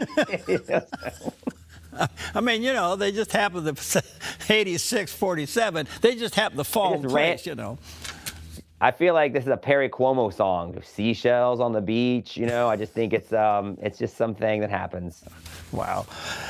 You're great, Eric. One other question. Back to your book in general. Where are we going with election integrity? Is it possible that we can get it? We can get it in some states, right? I mean, I wish I had better news for you in Oregon. I'm not sure that's possible. And I don't know that it's possible in California, but I do think that the fact that the Department of Justice is taking this issue seriously, they're trying to get these voter rolls. They're supporting amendments and initiatives like the voter ID one in California. Look, they're taking it seriously, and the reality is it's got to come with voter rolls. I think I've told you this story before, but in 2013, 2014, the city of New York sent undercover investigators in to try to cast ballots on behalf of 63 different names they'd identified that shouldn't be there, people that were dead or they'd moved or they're in prison. And they were successful 61 of the 63 times. And so I think these groups are so sophisticated now, and we're so aggressive about going out and getting as many people on the voter rolls as possible, and the vetting systems aren't there. So those are the names that they're going to target, and it's not very difficult to get people to cast ballots who shouldn't be in the business of casting them. Of course, voter fraud is a technical term. Voter fraud is only like if I cast a ballot on behalf of you, but having illegal immigrants cast ballots is not technically voter fraud.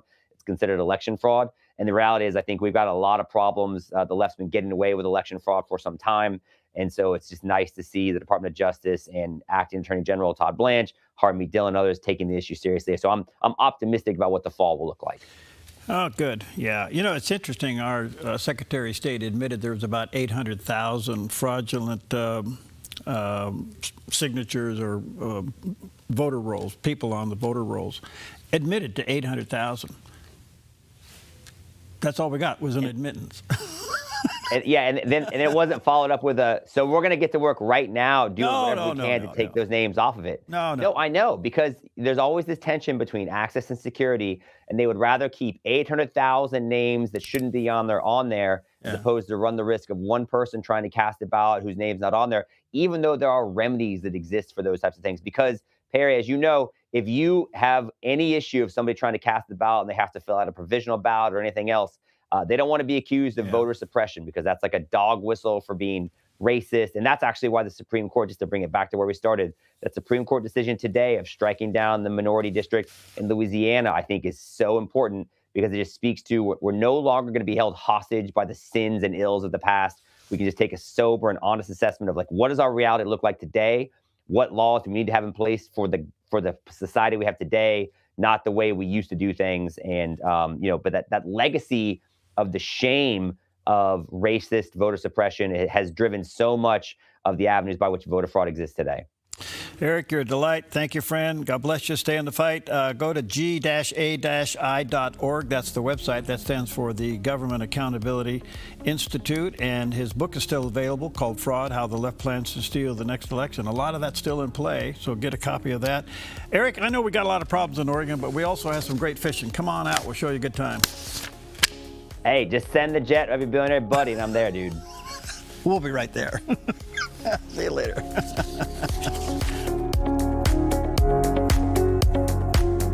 Season is Shine, a new inspiring program for women. Through meaningful and relatable conversations, we'll help you discover God's purpose in every season, empowering you to shine.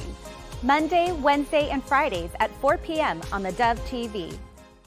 The Life Essentials Interactive Study Bible by Dr. Gene Getz. The first ever multimedia study Bible with QR codes enabling you to view 1,500 videos. Watch on your smartphone, tablet, or computer with Gene Getz teaching Principles to Live By from every book of Scripture. 250 hours of in-depth teaching. Gene Getz has over 60 years of Bible teaching and is a renowned theologian. The Life Essentials Bible is a seminary in a box. Read, watch, apply. Get yours today for your own spiritual growth or as a gift that will minister greatly to your family and friends. Purchase your copy of the Life Essentials Study Bible at Christian bookstores or go to their website, BiblePrinciples.org. and click on Video Search, where you can access all the principles for free. Take your faith deeper. Get your Life Essentials. Study Bible today at Christian bookstores or BiblePrinciples.org.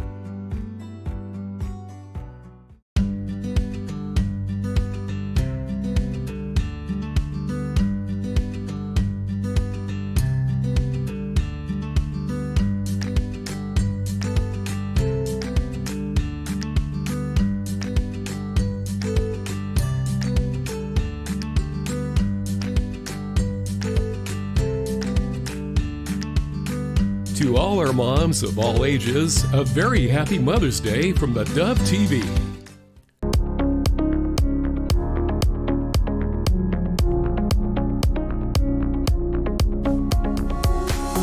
Okay, welcome back. And I've been looking forward to our special guest today, Dr. Eric Scalise. He's the president and the chief strategy officer at the Hope for Heart, which is an international Christian counseling ministry.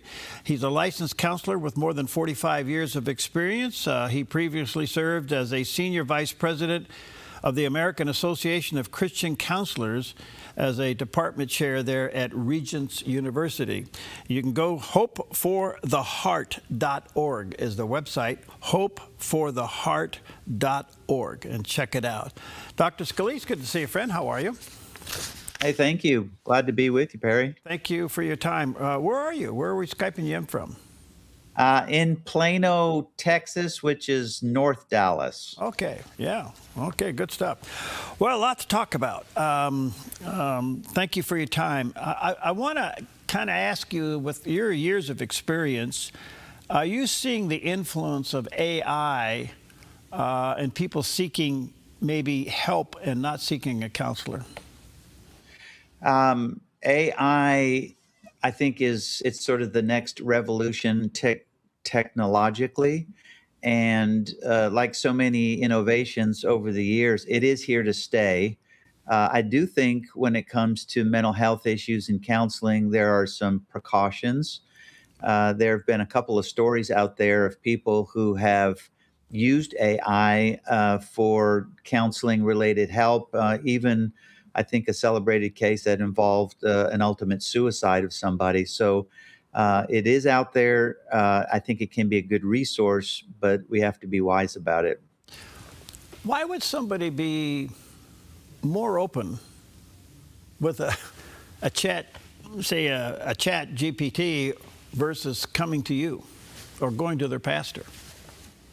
Well, a lot of people have a hard time being open, transparent, and honest. And I think especially people of faith probably struggle with that because there is so much shame and guilt attached to some of the things people wrestle with.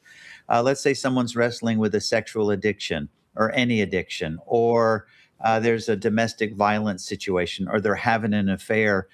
We may be reluctant to go up and start talking to people, even in the confidentiality of a counseling office, because there's so much shame attached to it. And so what an AI counselor does is allows a person to maybe begin to at least unpack some of what they're working through without having to confront a live person, or it might just feel safer in the moment. And I think that's why you're seeing some use of AI today.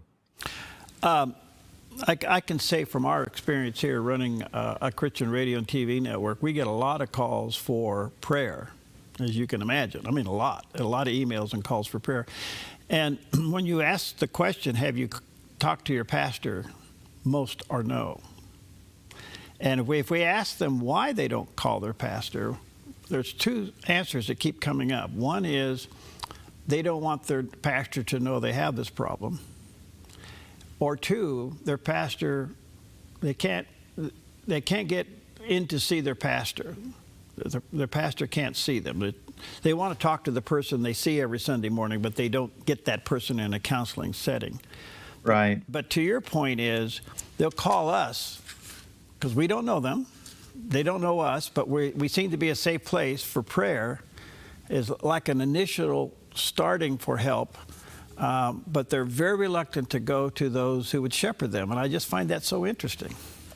Again, I do think there is the shame factor. I think people of faith, Christians, often wrestle with the fact they say, I shouldn't struggle with things like depression or my thought life or certain behaviors. And so they see it as a failure of faith, and they don't want to necessarily deal with it. I think the church, capital C, still is trying to work through the issue of how do we address substantive and relevant mental health challenges that people face within the context of faith. And I don't know about you, Perry, but it's rare for me to run into a pastor who felt primarily called to the ministry to counsel people. Mm-hmm.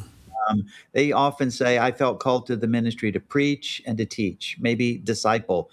But the research says that for people of faith, 75% of the cases when someone's in crisis, guess who they want to talk to first? They want to talk to pastor. And if pastors don't feel called, and seminaries and Bible colleges do a poor job of equipping and preparing pastors for this, and yet when they get into the pulpit, they get into their congregation, they're confronted with that reality. So the church, again, capital C, needs to figure out how to provide, whether it's prayer or a safe place or an opportunity to get some help and some guidance.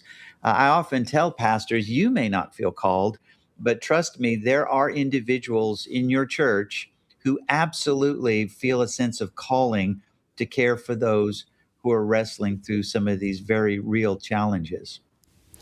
That's well said. Those who find themselves searching for maybe counseling using AI, can they request faith-based AI? In general, when you tap an AI platform, let's say like ChatGPT, Right. Most often it searches the entire internet universe for responses. That's dangerous, may not be faith-based, may not even be biblical, may even be harmful. And I think there's been some cases out there that have proved that. There's a difference between what's called an open AI system platform or a closed AI system platform. What we've done at Hope for the Heart is we've partnered with pray.com. I don't know if you or some of your listeners have heard of it. It's a prayer channel. They have like 25 million subscribers right now. And our core resource is called the Keys for Living Library. 108 topics on just about every issue or challenge you can imagine in life, all very biblical. I gave pray.com our entire library. It's about 15,000 pages of resource, all biblical, all field tested, all professionally informed, and they put it into a closed system. It would be like, Perry, you asking me a question, something you're facing or working through, and imagine if I gave you 108 books and said, somewhere in these 15,000 pages, I'm pretty sure there's some answers for you. That would not be easy for you to navigate. But I put it into a closed AI platform, and within seconds, it searches the entire database, doesn't go outside that, and provides you with clear answers. Now, that kind of help can be a great resource. In your industry of Christian counseling, number one, are more coming into it than before or less? And number two, is there a lot of intimidation in your industry not to say some things? Yes and yes, because I think from my experience at the academic world and in higher education, counseling and counseling-oriented fields and degrees are still some of the most sought after. It may not necessarily be to become a licensed mental health clinician, but the people helping profession is still seeing a fairly robust enrollment. And to your second question, absolutely, faith gets challenged. If you are licensed at the state level as a licensed professional counselor, a psychologist, social worker, marriage and family therapist, these are licenses, like many professional licenses, that are regulated by the state. And sometimes the state may have some things to say about what you can do or not do, say or not say to a client in terms of integrating your faith with therapy. And so there are challenges. One of the things we're seeing a lot in the field of Christian care is people moving over to Christian life coaching, which is unregulated. There are some things to be careful there, but more are entering the general field of being called to care. And yes, there are challenges, and there always will be challenges. So the confidentiality of a licensed therapist's office is controlled, right? Yeah, I think you're right about that. It's interesting. There was a case that the Supreme Court ruled on just a few weeks ago in Colorado. A Christian therapist um, challenged, and it became a free speech First Amendment case about the whole thing of doing what's called conversion therapy with minors. Right. Conversion therapy has to do when someone is wrestling through their gender identity. More often than not, identifying as gay, lesbian, or transgender, and maybe trying to work through those issues. Well, the Colorado law, which is a very similar law to 23 other states currently and the District of Columbia, said with minors, you cannot talk to that minor unless it's a gay affirming conversation. You can't bring in their own faith values, not only that, but you can't bring in yours. But the Supreme Court, in an 8-1 decision, which is a little unusual today because of the court is divided as the nation is, ruled that it is a free speech issue and that clients have the right, even minors, to self-determination and to be able to talk about whatever they want to talk about in the confidentiality and privacy of working with a therapist. Yeah, that was a huge win. All right, let me take a quick break. I got a lot more questions. What an honor to have with us today Dr. Eric Scalise. He's president and the chief strategy officer at Hope for the Heart, and you can go hopefortheheart.org. There's the landing page, and we'll talk about that when we come back.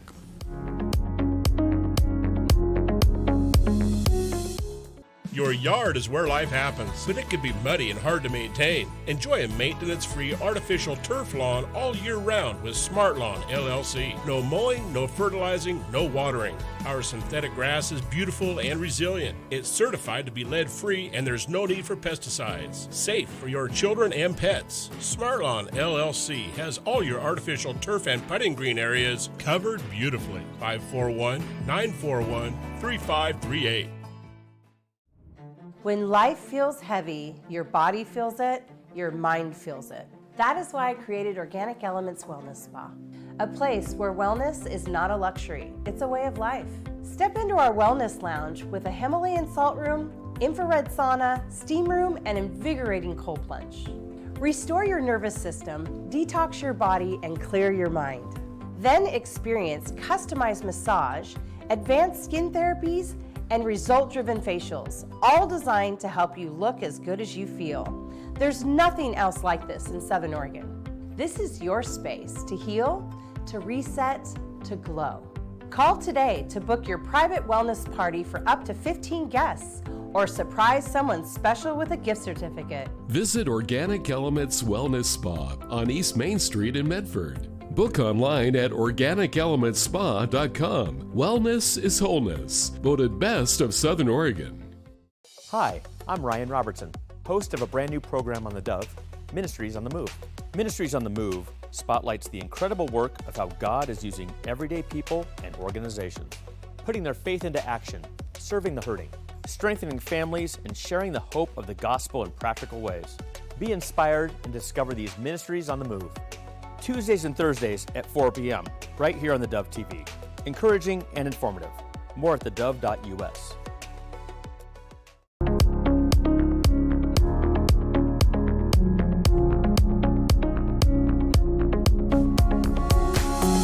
Okay, welcome back, and honored to have back with us today Dr. Eric Scalise, President and the Chief Strategy Officer there at Hope for the Heart, which is an international Christian counseling ministry, and you go hopefortheheart.org. So, Dr. Scalise, quickly, Hope for the Heart, what is it you guys do? We predominantly, like you said, we're a faith-based, Christian counseling-oriented ministry founded by June Hunt. We are celebrating our 40th anniversary this year, so we have been around for a while. Develop resources, develop what we call a system of care to address many of the common mental health and people and life challenges and issues that people face, all from a very strong faith and biblical perspective. And we have events, we have video training, we have printed and digital resources. And then our founder, June, does a live call-in radio program called Hope in the Night, which airs in Central Time here in Dallas from 11 to midnight. And she talks to live call-in people who share whatever's going on in their life. So we have multiple things going on. Keeps us busy every day. Well, that's wonderful. Again, hopefortheheart.org is the website. Check it out. And very, very resourceful. I could probably talk to you for hours, but I have this growing concern, the issue of mental health, emotional well-being, spiritual stagnation. Then you add to that addictions, and you add to that financial issues and family relations, and the list just goes on and on and on and on. And what I'm sensing through all of this, Dr. Scalise, is that, to our earlier point, most pastors just aren't equipped for this. They're just not, and that's not a criticism, it's just a fact. And I don't know if we need to take a second look that a department within our churches should be addressing this problem at some level, that somehow that would put a period at the end of the sentence that the church is there for all areas of your life. But this area, when it comes to serious counseling, kind of just gets pushed away, or we're intimidated to deal with it. But all you got to do is come to our ministry and sit here and read our emails. It's serious stuff, and it's big, and you can't avoid it, and it's very complicated. Right. I don't know. God bless you guys. Well, you're 100% right, and you're preaching to the choir right now. Obviously, even though I've spent a good deal of my life in the professional, clinical, and academic world, I love being in the ministry space because I am working with the church. I co-wrote a book called Lay Counseling some years ago with a colleague of mine out of Fuller University, and it was actually a rewrite of his original book. And he graciously let me do most of the research on the update. But here's what we discovered, Perry. It's fascinating. In most cases, in most presenting issues, I'll focus on the word competently, a competently trained lay counselor, someone who doesn't have any letters after their last name, had about the same outcome measures as a licensed clinician. Now, my colleagues don't want to hear that because they spend a lot of years and a lot of money getting that degree and that license. But that's the truth.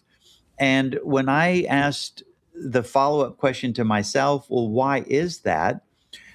Here's what we found out. The overwhelming predominant factor that determines outcomes has everything to do with the quality of relationship between the person seeking help and the one offering it.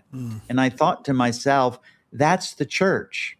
We can teach people how to at least be competent, compassionate, caring first responders in the church. We're not training people to be therapists, but when my sons were growing up, like a lot of kids, they loved the pool, but they became lifeguards.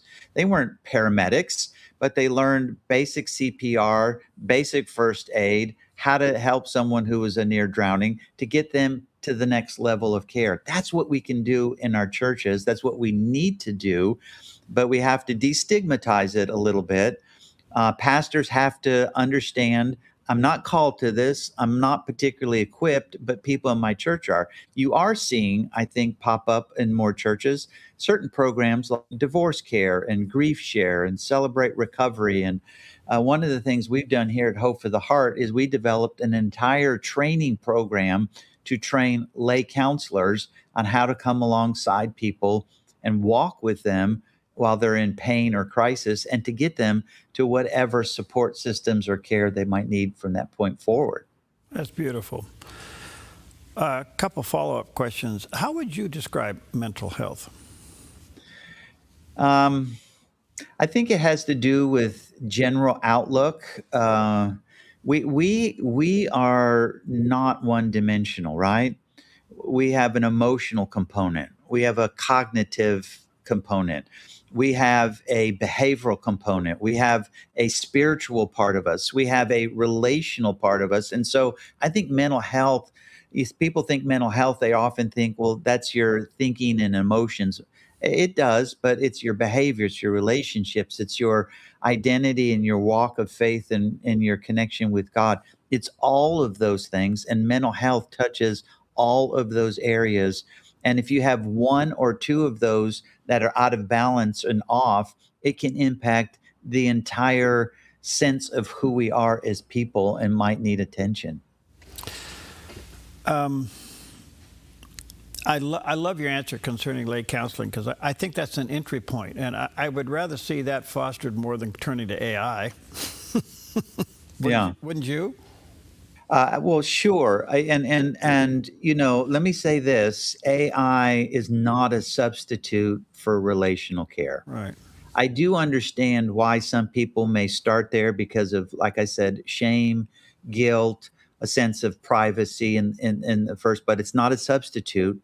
I have said before, we live in perhaps the most technologically sophisticated world ever, but probably the most relationally disconnected world ever. Yeah. And COVID, even though it's now some years behind us, was the earthquake that shook the world and isolated people globally, especially our young people. I've heard some people say we might have lost an entire generation of our kids.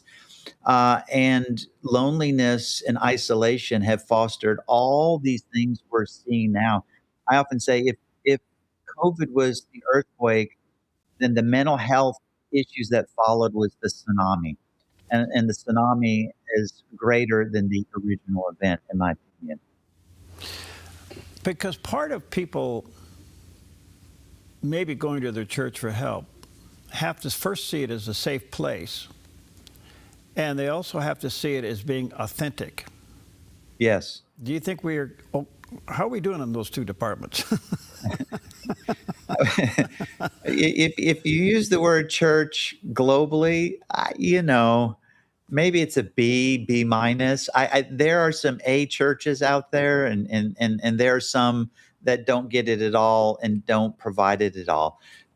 There's been a lot of research by Lifeway, the Barna Group, George Barna, others, who look at some of these issues about mental health in the church, and all say there is a greater need within the faith community to be authentic, transparent, real, take the initiative and address some of these.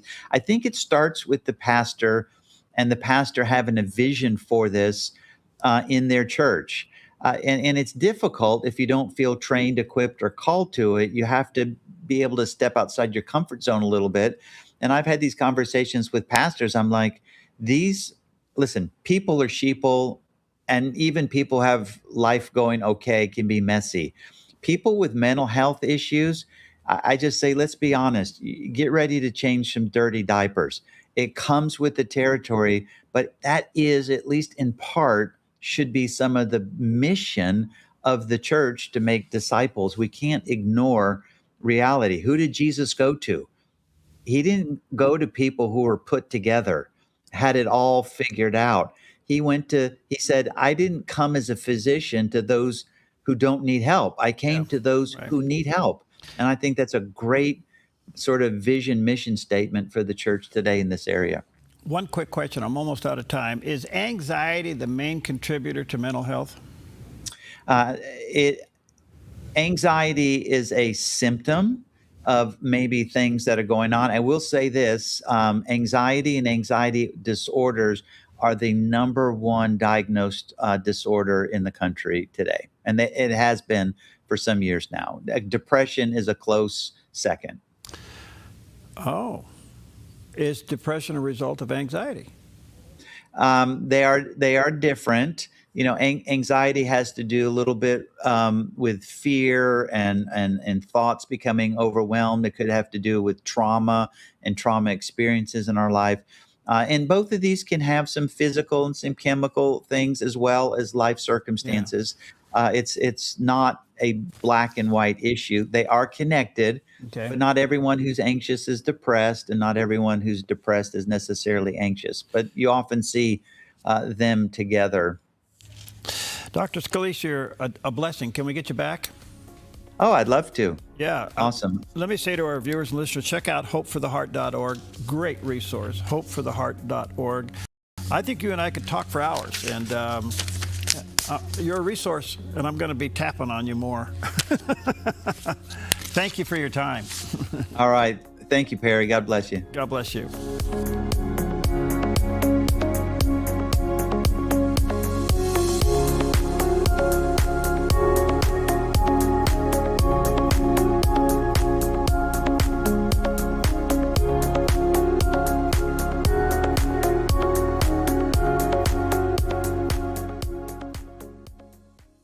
Applegate River Golf and RV Resort, a pristine 9-hole course alongside the Applegate River. Their clubhouse offers a golf simulator experience. The RV Resort is adjacent to the golf course with convenient pull-through parking. Applegate River Golf and RV Resort. Information at applegaterv.com. The 71.5 Golf Challenge arrives Saturday, May